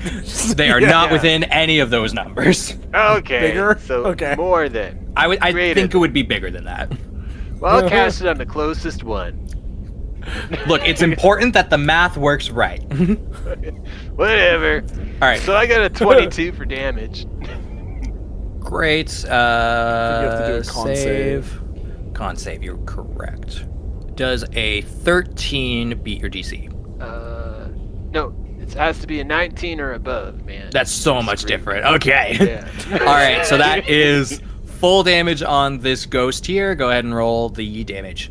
All right, so the damage is 22. 22 damage. Okay, great. And my second, so he's still okay? Yeah, ghost is still fine here. It was Next person's turn. You do still have your bonus action if there's anything else you want to do, as well as movement if you want to close in with any of them. I am done. Okay, Tamer, that is you. I'm gonna draw my short sword, and I'm just gonna aim for the person who's nearest to me. I'm not gonna get picky. Do you want to go for the one that is being hit by that was hit by the moonbeam, or one of the unaffected ones? I'll go for the unaffected. A fresh one? Cool. I'm just gonna go like next down in my order here. Great. Go ahead and do hurt things. 20 to hit. 20 to hit. Yeah, that'll do it. And sorry, did you say this is a short sword? You're closing the distance on this? Yes. So for damage, 9 plus 6. 9 plus 6, 15. 15 damage dealt to this wraith here. Your attacks are slicing away some of its essence. It does seem to be a little thinner than previous. Thinner in a like corporeal sense, not in a weight sense, but definitely still has a lot of essence to it still. You have another attack if you would like. Yeah, I'll do the same thing. It's a 28, so yeah. Yeah, that'll do it. 7 piercing plus 5, so 12. Ghost kind of shimmers around your blade here, kind of flickers in its form a little bit, and then re-solidifies, preparing to make its own strike here. Those are actions from you. Anything further? Not at the moment. I'm good. That will take us to Glam. How wide is the room? It is 60 feet diameter altogether. It is about 30 feet from you to any of the particular wraiths. Cool. You're gonna see my blue skin go completely black, my armor turn into shadows, and you see almost like purple flames starting to crawl off my body and creep up around me as I activate my Dread Lord. Hell yeah. So I surround myself with dark fire, because that's such a cool callback. And I am going to, if it's 60-foot diameter, I can get to the wall. I get to the wall and run up on it a little bit, so I'm fighting horizontally down. I take my greatsword, and I have a bonus action, shadow attack. So I'm going to swipe with my greatsword as it gets coated in just dark fire down at... I'll go to the side of the room that people haven't gone to yet. This is necrotic damage if they happen to be immune to it. I get a 23 to hit. Fabulous. So that's Is it 23 necrotic damage, but then it's still considered a melee weapon strike, so it's an additional D8 of radiant damage. So it's 20. Or is it not considered? It says a melee spell attack. I'm on the page, it says melee attack. Can use a bonus action to cause the shadows in his aura to attack one creature. The paladin makes a melee spell attack. Oh, it is a spell attack. Okay. So then it wouldn't be with my... Okay, so it's just 23 then. What does this dread attack look like from you? Looks like my sword is coated in purple dark shadow fire as it slams down on this creature. Comes in, purple flame, goes right into this wraith's core. It flickers, and the wraith almost seems revitalized by this energy here, as it sort of like locks itself firmer around this dark energy. It is unfazed by the attack. Do not use necrotic energies. These things feed on it. They are brethren. Cool. Anything further from you? Nope, I did everything. Okay, great. That will take us to Leovihild. As he sees Glam kind of explode in this like dark fire, Leo's eyes alight with golden light, and it's like white fur kind of sparks little white starbursts, and like this like in Dragon Ball, like this golden aura explodes around him as he activates Invincible Conqueror, and he kind of roars out, "I am the pride of Pebblebrook. We are the strongest, and tonight we shall not fall." And then casts at 4th level spiritual weapon, and it looks kind of like a giant claw, and then it just like scratches at the main guy coiled around Aramin. Does spiritual weapon do an attack when you cast it too? Yep. Oh, nice. Okay, perfect. Yeah, 19 to hit. 19? Yeah, that's gonna do it. And damage is not great. 6. 6 damage? Okay, cool. Yep. And that's my turn. From there, that is each of you. That is then going to be all of our assorted wraiths. Moonbeam triggers on their turns. As soon as they are in the space. Okay, cool. So that's going to be another con save from that ghosty. Anybody who's within 30 feet of me right now is also draped in my dark fire. And then creatures that rely on sight have disadvantage on attack rolls. So I'm not sure which side, where Leo went to, which side he went to. I know I'd said I went to an empty side before. Yeah, that. You went off kind of like the opposite end of the others. Leo, as I remember, just stayed right in the center. Yeah. Stayed with the circumference. So it still would be within 30 feet of Leo because of 60 feet across. Just barely. Trying to give them disadvantage on hitting you, buddy. And are they getting closer, or are they just staying in place? So many things to click through. Level 20. No, it's just being a DM. 15 plus 3, 18? Or is it 19? It's 19, right? Yeah.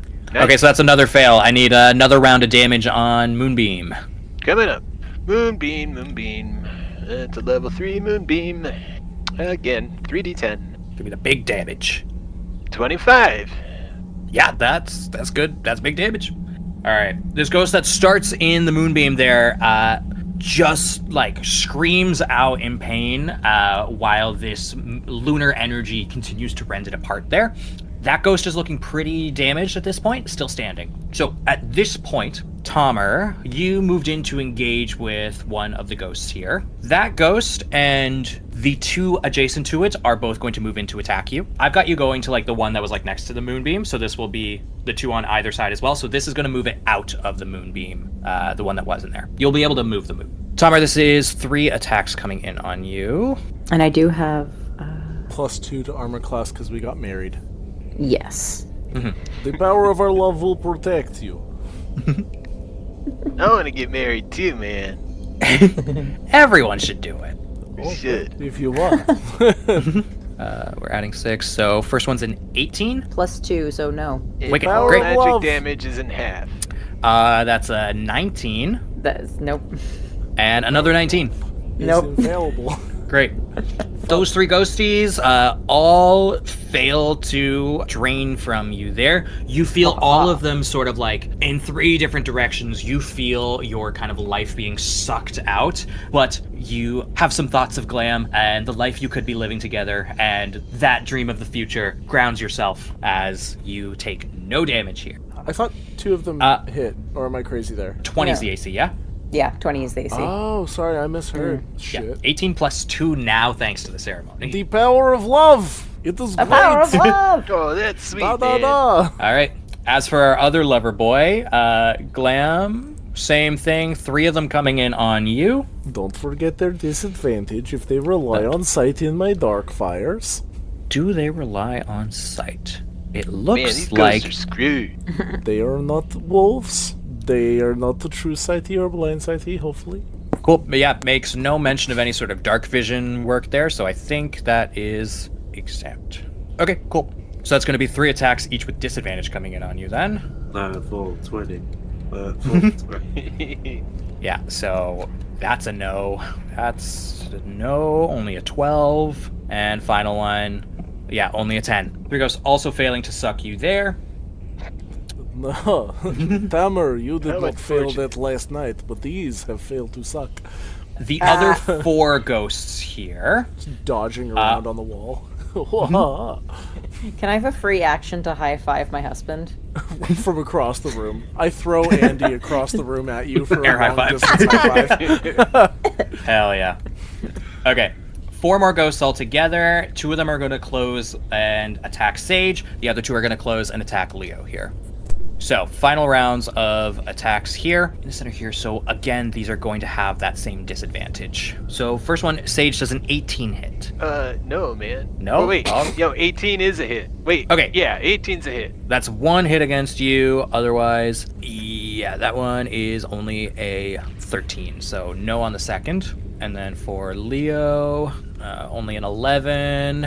Nope. Followed by a 15. Nope. Okay, so I just got the 1 attack on Sage here. Sage, one of these rates does manage to pull some of your life force into itself there. Ow. You are going to be taking 19 points of necrotic damage here. Your hit point maximum will also decrease by 19. Okay, but isn't that cut in half, man? Where I have Aura of Warding. Oh, what does Aura of Warding do? Aura of Warding. I'm glad you asked. Beginning 7th level, ancient magic lies so heavily upon you that it forms an Elder Lich ward. You and friendly creatures within 10 feet have resistance to damage from spells. This is just a melee attack. It is not a spell, unfortunately. Really? Then how is it decreasing my maximum? Just a melee weapon? This is ghosties. Is it a curse? Because I can handle curses, man. Either way, 19 damage, alright. Boop. Ow. Because All your right. hit point maximum's reduced, you can't heal that. Okay. Yeah. So we all know this now, right? That's just how it is, though. There's no curse, there's no evil spell, it just reduces. Think about it like a Dementor sucking your energy out. Alright. Okay. That's not the Perfect. same as Harry casting Expelliarmus. They are different. It's an easy thing that most So- people will relate to. As this combat kicks off here, well, I'm just making note of the last of my ghosties positions here. That's not your name. All right. I wrote Glag instead of Glam. No. Just maybe something to consider there. Glampton. As they each move in Missed and the the combat M. kicks off here. That's what he was saying last night. Glag, glag, glag, glag. Jesus Christ. Yeah. Oh, Leo, you heard. God, all these wedding jokes, dude. Oh Jeez. no, that means you heard my embarrassing orgasm noise. Oh no. I mean, Everyone heard we all your live in orgasm in noise. tents. Yeah. There's no soundproofing here. We were As- intense, and it was intense. As the combat continues there, none of you bear witness to the sounds of Aramin's conversation with the spirit as he stands on this desert plain, speaking forth, "What do you desire? I want to protect Pebblebrook. Who are you? Livia Rosfield. And now, simply Livia Undying. From there, we kick back to the top of our order. Sage. Oh, hey. So, these things are they looking healthy still, or are they... The one that you had been attacking with the moonbeam is looking pretty wispy. Alright. There is one more also engaged with Tamer that did take some damage. The rest of these are currently untouched. Untouched, but they're getting closer, is that right? Because, I mean, they use melee. Two of them Okay. are, like, on top of you. Yeah. Leo is also, like, next to you. Two of them are on top of Leo as well. And how many in total? 10 in total. 10 in total. How close are they all now? Are there a bunch of them hanging out by the wall, or did they get any closer? There are 6 of them still around the wall, 3 condensed around Tamer, 3 condensed around Glam, and there are now 4 of them around the sarcophagus near you guys, 2 of them like right up against you, 2 of them right up against Leo. Alright, so we got, by the sounds of that is 6 or 9 within 30 feet of me, is that correct? Yes. Alright, in that case, I am gonna cast an Ice Storm. Okay. And it's gonna be at level 4 Ice Storm. So that will affect every creature within 30 feet, and it's a dexterity saving throw of 19. Okay, so positioning wise on this, here's your options for placement on this. You can grab the 2 nearby you, and either the 3 near Tamer or the 3 near Glam. You can include the 2 around Leo as well. I think in order to do that, you will have to like catch Leo in it as well. Alright. Well, Placement-wise, I think for that to happen, actually, it would catch you as well. So you can hit a bunch of enemies and risk some damage on the 2 of you there, or you can drop the amount of enemies you hit to protect yourselves as well. I didn't realize my spells could hit my friends, man. I'm pretty beefy. So Yeah, Yeah. alright, then I'm And if- casting Ice Storm. I'm gonna hit the max amount possible. I'm gonna hit You guys, everyone. okay, cool. So that is going to be, do you want to catch the 3 near Tamer or the 3 near Glam? Neither of you have taken damage yet. I mean, I have, but like not enough that it really matters or needs Yeah, to but concern still. us. I need to make a decision, so I guess it'll be you, where you've taken some damage. And Okay. there we go, dex save of 19. These fuckers make it or not, man. and Okay. I'm 30 feet near you, right?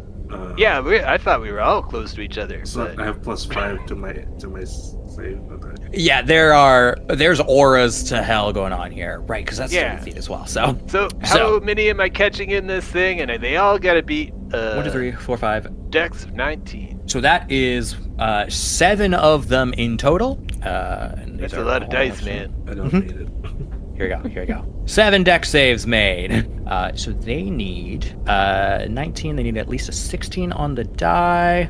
Hope y'all don't get brain freeze, man. So that'll be one of them is going to pass their save, and the rest will not. So Okay, so I'm gonna hit 6 guys with an Ice Storm at 3rd level, and it's 2d8 roll plus whatever my modifiers are. They're all gonna take 11 damage each, man. And they're gonna be slowed. It's Is that the- 2d8 plus 4d6? If it's Ice Storm, right? 4 Oh yeah, so I get 4d6 also. So let me roll that. So it's 11 plus 4d6. 1, 2, 3, 4. Roll. 11 plus 12. That's 23. 23. Okay. 23. Because of my Okay. conqueror thing, all damage is halved. For 1 minute. Yeah, plus all damage is halved again because magical resistance. Plus I give you guys each a +5 on your saving throws. None of you guys are probably going to get hit by this. No, I got Yeah. hit. I'm Oh, you did? I'm sorry, man. So- So Leo and Sage, did you both also do those deck saves? I'm going to do it now. Deck Perfect. save. I failed. So I got Okay, 23 so it'll be halved. Yeah. Oh, I got a natural 20. I'm fine. Okay, perfect. So you're still going to be taking half of that damage. So that will be, 11. If it's rounded down, yeah, 11. which I believe it is always. Okay. And I'm taking half of the half. 'cause Oh right, yeah, because you do get half from spells too. I And passed the deck That save. one's absolutely a spell. Yeah, so I passed the deck save though. Do I take any damage at all, man? Unless something else comes up, but it should be half as much damage on a successful save. Okay, so half and half. So I'm But because of your 5.5. Yeah. So Yeah, 5. it'll be very, very small. That Alright. one's from the aura, right? Yeah. Oh, yeah, half it's from of the aura. magical damage. Is Yeah. from the So sword. Jiggy, you would also get that too. Yep. Really? Yeah, 'cause you're right next to only each half other there. damage. Yeah. Damn. Okay. And 5 to your deck save, man. Did you add that? No, I rolled a 7, so I didn't meet. Oh, it doesn't 18, matter. so- All right, man. So Sorry. much damage. So much damage. It's I'll buy you an ice cream after, man. Yeah, because of his aura, All like, this I'm just down. like just standing, and the hail is like kind of like Yeah. melting through my golden fire wreath around me. That's Okay. cool, though. Yeah, Uh, but there's one rock that's kind of like ow. The ice Sorry, falls man. through. Pellets of ice and sleet and stone from the walls above go through and pelt through the forms of these ghosts around here. They don't react super heavily, but there are parts of them that are now, they are more holy than they were before. Like, holy or holy? Holy as in filled with holes. Oh, that's much better. Okay. Yeah. They don't seem to have been as damaged as you would have expected, though, but they are damaged. Anything else from you? No, I think that's good, man. All right, Tamer. Okay, so at this point, There are 3 wraiths surrounding you right now. Each of them have taken some damage now. One of them is kind of flickering away. There's one that's flickering away. There's the one that you were attacking that's wavering but still has some presence. And there's the other one that was just only hit by the ice storm there. I'll aim for the guy that's like almost completely gone, and I'm gonna get rid of him first. 17 to hit. Will work. That is 6 plus 6, 12 in total. Fabulous. And that's with your sword? Yeah. Or with your, yeah. Is that sword Yeah, or my short, I guess my it doesn't short, matter. short sword, yeah. That is. You flick out, cut away the last of this creature's essence. One of the ghosts is now dissipated. Fantastic. Alright, I'm gonna aim for his neighbor and start re-attacking. That's a 10, so probably not. No. Okay. Yeah, my second attack just fails then. Okay, cool. And do you have anything else you would like to be doing? No, not right now.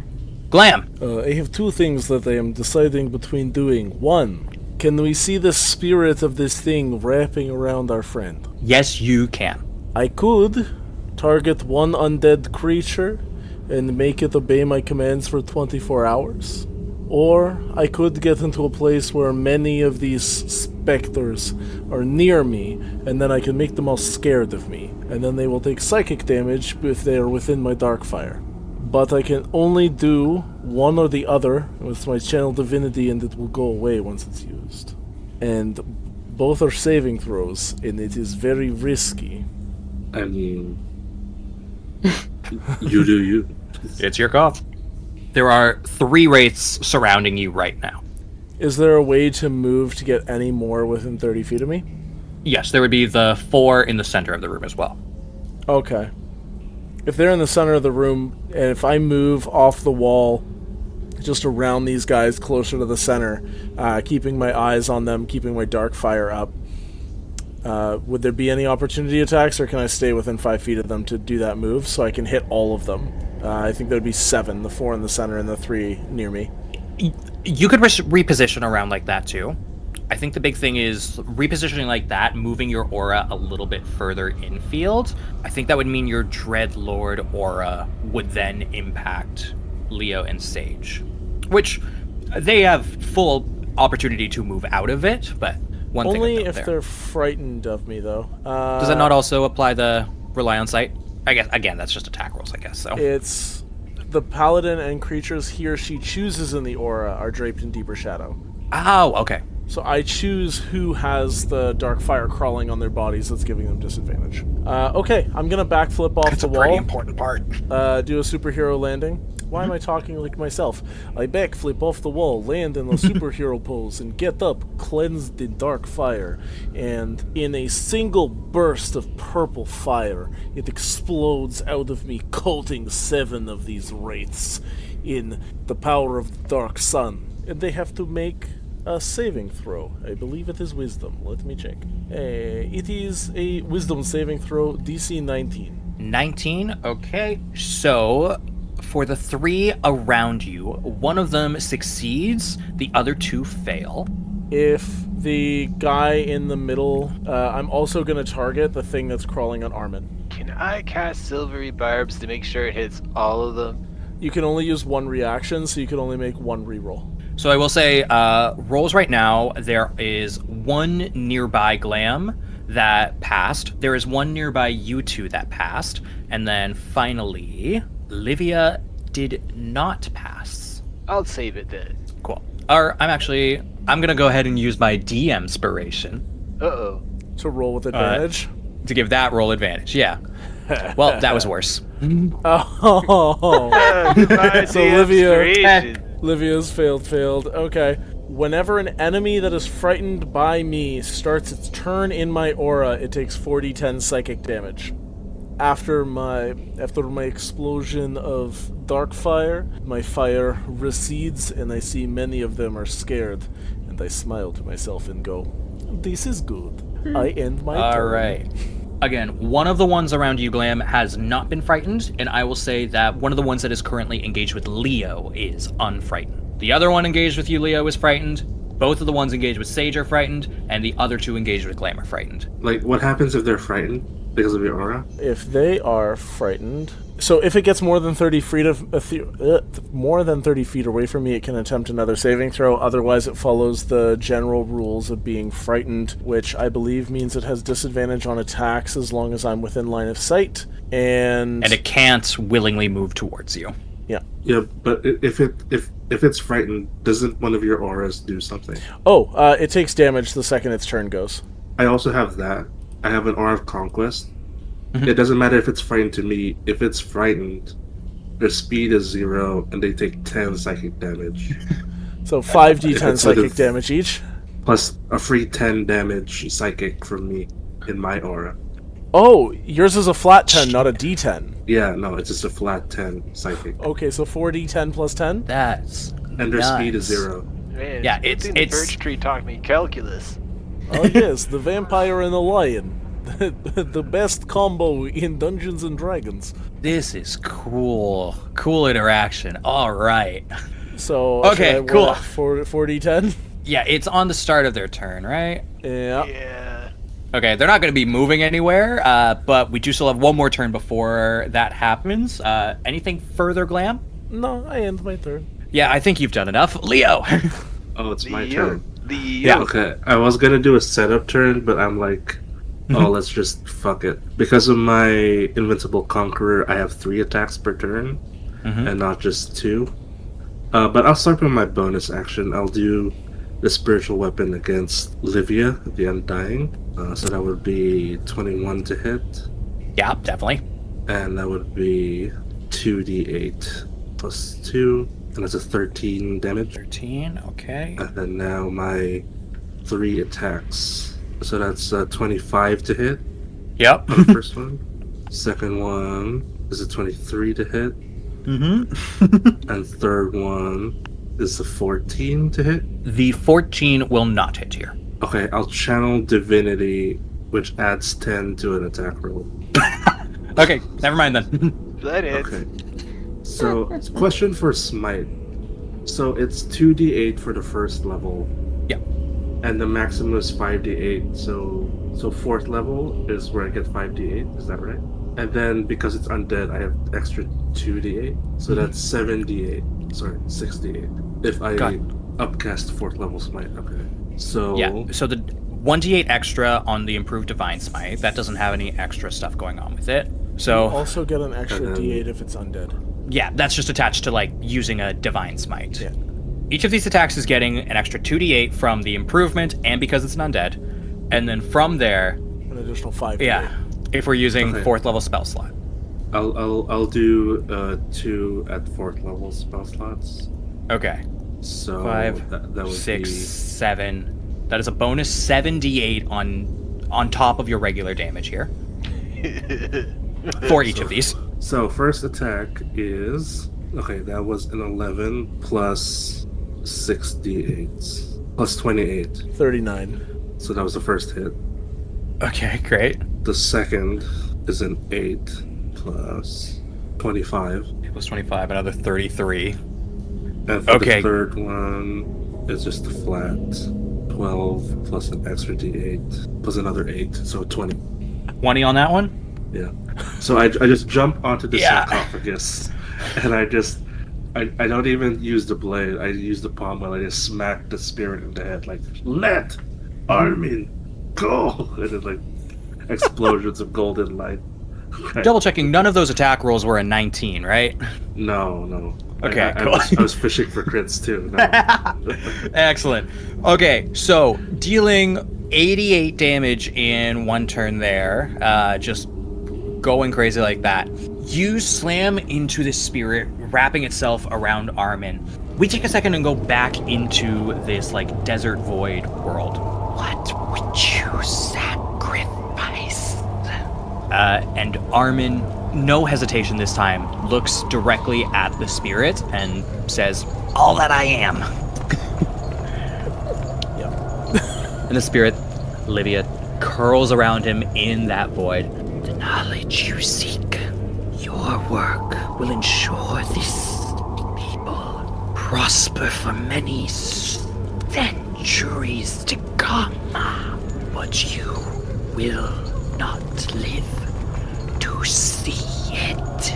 She raises her hand, her fingers extending out into massive, massive claws.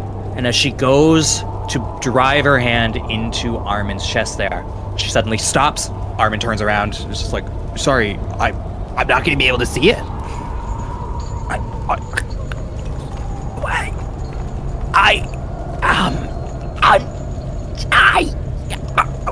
The spirit kind of like whirls around in a massive circle. That happens both in Armin's dream world and in the middle of this chamber with you all there. Sage and Leo, both of you standing right next to the sarcophagus, are like sort of swept up in this flurry of wind that is wrapping around this center point here. As that continues on blowing around like that, suddenly everything comes to a stop. All of the rest of the wraiths have disappeared in the wake of this, and Aramin is laying down on the ground, eyes closed, unconscious right now. Aramin, you okay, man? Wait, that did it?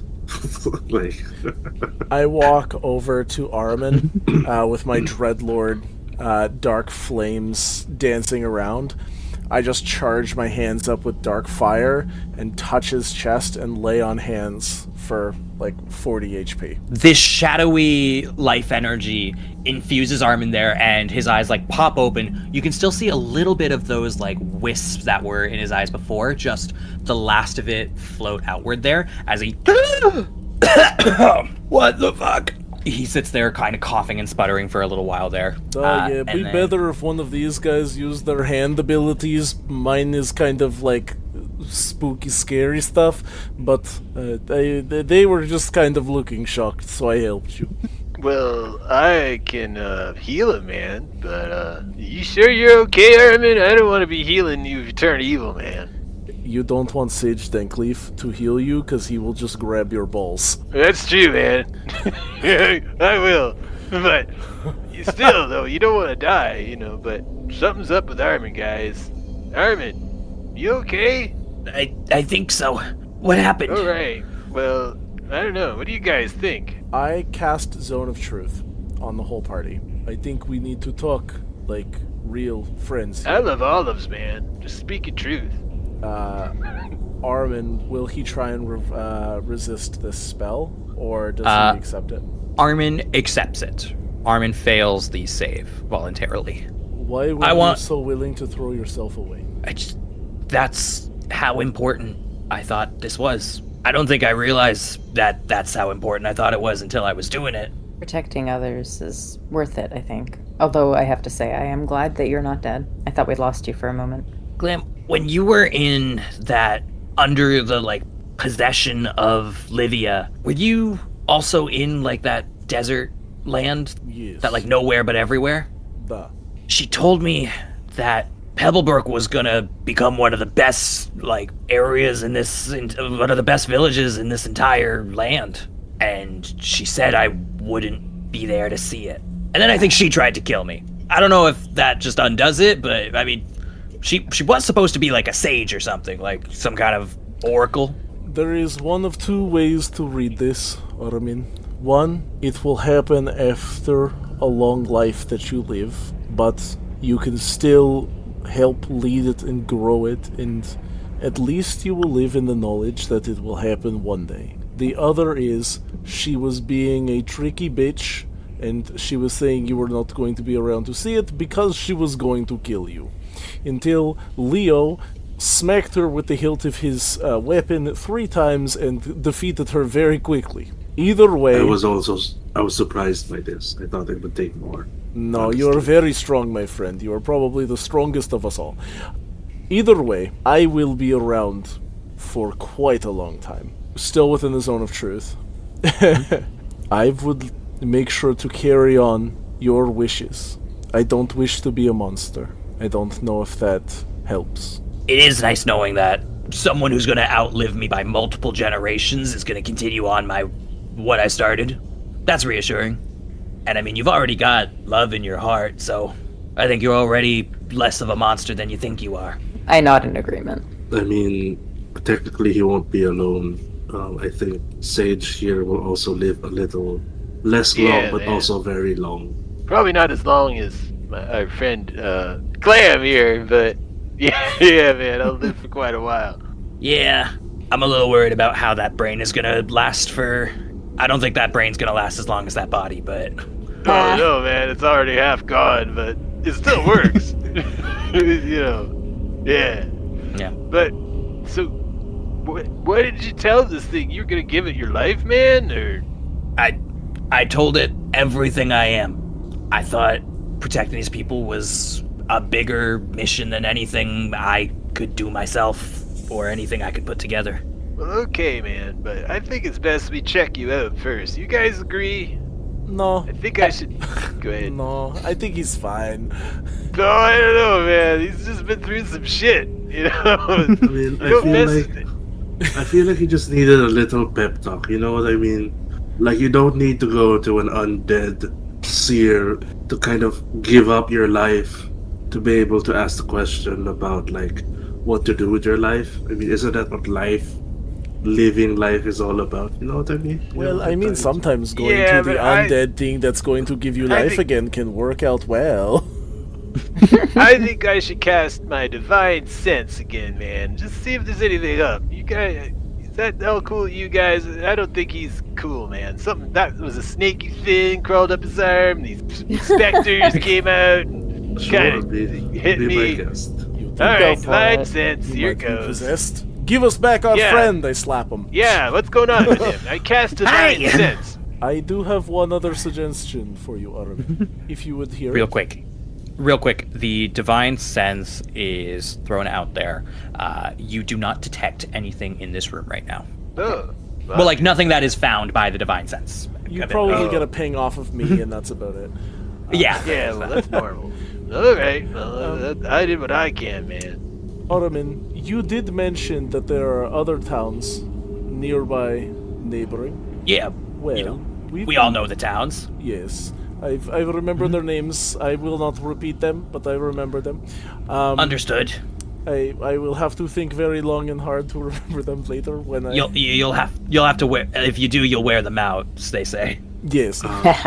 There's Gamina, Arbor Nest, Karen on High, Rosfield, And Ear Smacker. and Ear Smacker. Yeah. Yes. With one thing I noticed, there are 5 towns and 5 of us. Maybe we should look at how we could help each town individually and support each other that way. I think that Expand could our work out. expand our operation. I mean, I like the that 4 idea. of us in one town is a little bit overkill, to be honest. You raise a fair point. You guys, we kick a lot of ass. Yeah. I literally did not lose HP. I don't think I got hit. I'm too strong. I made everybody scared. Yeah, you scare me too. I love you, man. The truth You is scare still me. on. Yes. Oh, I love you as well. Yes. Tomer we- just can we kind wrap of this up? giggles and like snuggles into him a little bit. All right, I'll give him some healing, Are we man. gonna How many do- points you down anyway? How many liters of blood you need? I'm feeling like we should just do a group hug and then we all do our lay on hands at the same time in a cozy group paladin hug. What do you Let's do it. I like that idea. Come on in, let's waste all our resources. Group hug! Excellent. This just seems like we're gonna totally fuck ourselves here, man. We're in the crypt! The perfect place! Oh yeah, nothing terrible ever happens in a crypt, man. Like, jeez. All right, so everyone comes together and heals everyone up to full. Except me. Excellent. Do I get my 19 points back? Are they gone forever, man? They will come back when you have a proper long rest. All right. You just Lovely. have to sleep it off. All right. So you all walk out of the crypt, make the walk up, and make the exit back onto the grassy field overlooking the ocean there. From the top of that hillside, you're able to look out and see all of the different villages that are in this area. You're able to look at Earsmacker, see Carrot on High off in the distance, Jamina over on the opposite end of sort of another sequence of hills there, Arboness kind of farther out in the distance, and then of course right beyond the forest nearest to you, our dear sweet Pebblebrook. Aramin takes a moment, just sort of looks out over the breadth of this land here. I think if we're going to be expanding our operation like this, and all of us sort of working with all these different villages, I think we really do need a proper name. Yes, I suppose we have just been kind of going by Armin's guise. I mean, we've just been For in a one while. place. It's been pretty easy to Yeah. do that. Now, we are not one guy. We are a group of 5 different groups, right? How about just the Paladins of Pebblebrook, man? Well, if we're the only thing though is that if we're literally leaving well, I mean, obviously Pebblebrook is still involved, but like if we're expanding, it's a little bit mean, I think, to the towns we're about to add. If we're just like, yeah, we're still here for Pebblebrook, you guys just happen to be that nearby. makes sense, man. All right, so we all thinking of a name here. Trying to, honestly. All right. I think we are doing something here that's going to connect all of these villages around. And truthfully, in the future, maybe even more beyond that. Who knows? I mean, by the sounds of it, this is going to go really, really well. I do have a name. Ooh. What do you think? My brother's hand crawls up my shoulder, and his little nub sits on my arm, and he lifts Ew. 5 fingers up into the air. We could just be called the Hand. And I have a little bit of dark fire playing in my hand from the lay on hands ability that we can all use. A hand is outstretched to help. A hand can be in a fist to defend, and we are the 5 connecting points of a hand. So we're like the 5 fingers Duh. of the hand. And Leo is the thumb, as the mightiest. Oh, there you go, Leo. That's cool, man. You get to be a thumb. I am the middle finger, called it shotgun. Damn it! Can I be I the was- pinky man? Shotgun No, is I a was saying literally- from New Pyre. No, I was literally about to make the joke, so you should be the middle finger. Right? You stole it from me. Tamer, you will be the ring Ar- finger. Perfect. And Because... Armin's the one that points the way, right? Yes, and that leaves Sage Dankleaf to be the pinky. Yay, man. I love pinkies. They're my favorite finger, man.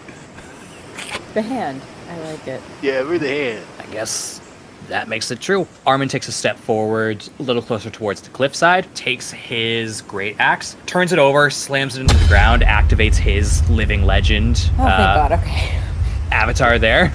I thought he was gonna jump, man. I thought he was gonna kill himself. I'm Hold not on. gonna Let's get ready lie. to stop him. Away from the cliff. Why did you all think I was going to kill myself? To what end? Here, smoke some of this, man. He'll make you feel better. To be over dramatic, I don't know. Just leaves and kills himself. Perfect. With like We're a the hand. four-fingered I'll be the hand, index man. finger. Index finger. Also, for no reason, I'm just going to chop that finger off. No, don't do it. Look, Oh, it was all well and good when I was sacrificing myself in a abstract way. There's no gain here. okay. Hey, man, you're Fabulous. crazy. You crazy guy. Without Crazy. He activates his living legend avatar state, slams his axe into the ground. The sound of it echoes throughout all of the hills there, resonates throughout this entire realm, and he calls out with a voice larger than himself. From now on, this land will be protected by the hand. And for all who this hand touches, may you know peace. I don't know if you want to use that wording. I'll workshop it. You're still talking loudly. Aramin! Fuck. Oh man, everybody just heard you say "fuck," man. Fucking Oh, swear. shit. All right. To just drown it out, I use my daunting roar to kind of like put a period on all. The Oh, like a mute button. yeah. Incredible. All right. There, And for the hand. and so With that, the 5 of you all make your way back in towards Pebblebrook to celebrate this new resolution. This decree is spoken to the rest of the bandits there. There are mixed opinions amongst them. Some of them truly are just in this for the coin, whereas others do feel like this is the right direction to go. So we get some dissenters, we get some enthusiastic people joining in, we get some others that are just like, whatever's going on, look, it's fine. They're just like, I'm just happy to have a job. The 5 of you work together and split apart, sort of governing care amongst the 5 villages in this region. Sage, would Sorry. you like carrot on high, or is that too presumptuous? Oh, hi, man. I guess. Like, I thought you guys were gonna give me that flappy ear thing because of my ears, but I'll take whatever, man. Honestly, I don't care as long as there's a forest close by. It's pretty much where I do all my stuff. I just I was want gonna one say if close it's to Tamer possible, so I can visit. let's have if Glam and I can take the towns that are like the closest to each other. I think that would work well Yes, we for will us. put the vacation home right in the middle, and we will try very hard every day to get pregnant. Oh, This that's won't cool, man. work, You have a but butt we will baby. try. We will definitely try. Sorry, what were you All right. saying, Rod? Okay, so one of y'all will take Ear Smacker, the other will take Arbor Nest. Arbor Nest. Oh. I'll take Ear Snacker. I was elf before Yeah, tiefling before a dying. They named it after all the nests that are like up in the trees there. Oh my god, I actually love that. There's so many birds. I think some of them talk too. It's a weird area. Ah, okay. So is my place Carrot on high or Karen on high? Carrot. There's lots of Karen, farms. as they- in the really bitchy woman, Karen. No, as in the food. Oh, Carrot. Oh, Okay. Karen, yes, the food. Carrot on high. I've smoked a carrot one time, man. It was great. I So ate I the get Karen one Gamina. time. Yeah. What's there? They're right in the cliffside, so there's like all different gems and stuff like that. It's Gemina, but Oh, Gemini something. yeah. So, I'll be precious rich. precious minerals and stuff. Yeah, hopefully that doesn't go to your head or anything. Why were we in Pebblebrook and not Gemini when they had the gems? Aramin! I mean, I mean, did you they've got- They expect had us- like the highway. Did you expect us to dig for all the gems? No, we've got that guy yeah, that man, we, I got some we sweet forced pebbles to and be our pebbles. slave who's gonna raise chickens. He could have been digging for. Oh my gosh. Anyways, So, Okay. the 5 of you form a coalition of sorts, expanding outwards to taking care of the rest of the villages in this land. In time, the passways between the villages begin to become more and more developed, and soon enough, 5 villages essentially become one large kingdom, as the Hand continues to be known as the guide to it all. And that will close our session tonight. I'm surprised we're all alive, man. Honestly. If I had another hour, there'd been some big stuff going on, but hey dumplings, thanks for watching that fantastic episode, and we look forward to many more adventures and stories with you in the future. We do stream them live on Twitch at dragon_teacup, so there are chances for you to interact directly with our stories. You can catch our Valbro campaign the first Tuesday of every month, our Oops Only campaign the third Wednesday of every month, and occasional other sessions when scheduling allows. We appreciate it if you share it with family and friends, leave comments, etc., etc. All of our links are on our link tree, which is www.linktr.ee/thedumpstat. Thank you for Rod for coming to do this session, joining us for the second time on Oops Only. You can check them out on our normal session for Valbaro, where they play Mose Chisai, cleric bugbear, whose suit is so small that his movement speed is restricted. It's a great time. If you like the style of D&D we do and want to get more involved, make sure to ask for the Discord and the stream chat. We are more than welcoming to newcomers, and we have a little community growing on there. And don't forget to stay dumpy. We do have to figure out what level our clerics are going to be for our next session next month. Yes. Right, please not 20 again. Please not 20 again. Please, 20 again. Please. Ashiwalu, I see you in the chat. Ashiwalu, can you do an exclamation mark D20 for me as we chant roll that dice? Roll that Here we go. dice. Roll that that dice. dice. Roll that Let's go dice. there. Roll that dice. dice. Roll that dice. We're here for 5 minutes doing this. Roll that dice. Roll that dice. Roll that Shimu! dice. Exclamation Roll mark that D20! Roll that Roll dice. that dice. Roll that Shimu! Roll that dice. He said one Okay, sex! they're here. They're here. Roll that dice. Roll that dice! Roll that Exclamation mark dice. D20! Roll that twice. Here we Get to go. add the D! Give it the D! Like Glam Give it got! the D. Roll that dice! Exclamation mark D20! Roll that dice. Roll that dice. Roll Type that dice. quicker! Roll that dice. Nice. This is gonna go crazy on the podcast. Yeah, I was gonna. I really want. we need to Shimu, keep you have all to of add a that D in. in front of the 20. Roll that dice! Roll that dice. Roll it! that dice. Roll that dice. Roll it! Roll. Okay. 14! Level 14. Okay. Oh, A 14! little That's more really reason. high still. It's an even number too. So spoilers. Your princesses in Yes. the Right. clerics will be descendants from these kingdoms. Oh yes.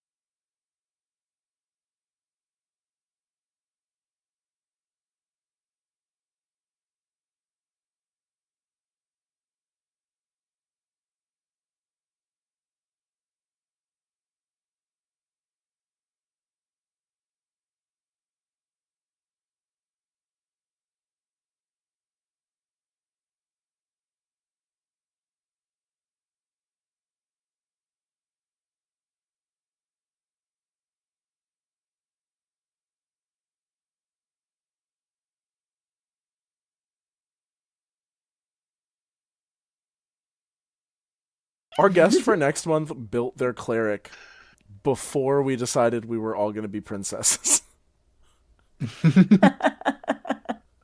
So they said, okay, I'm not changing anything about my character, though. So See who Xena? does what. It's gonna be great. I'm excited.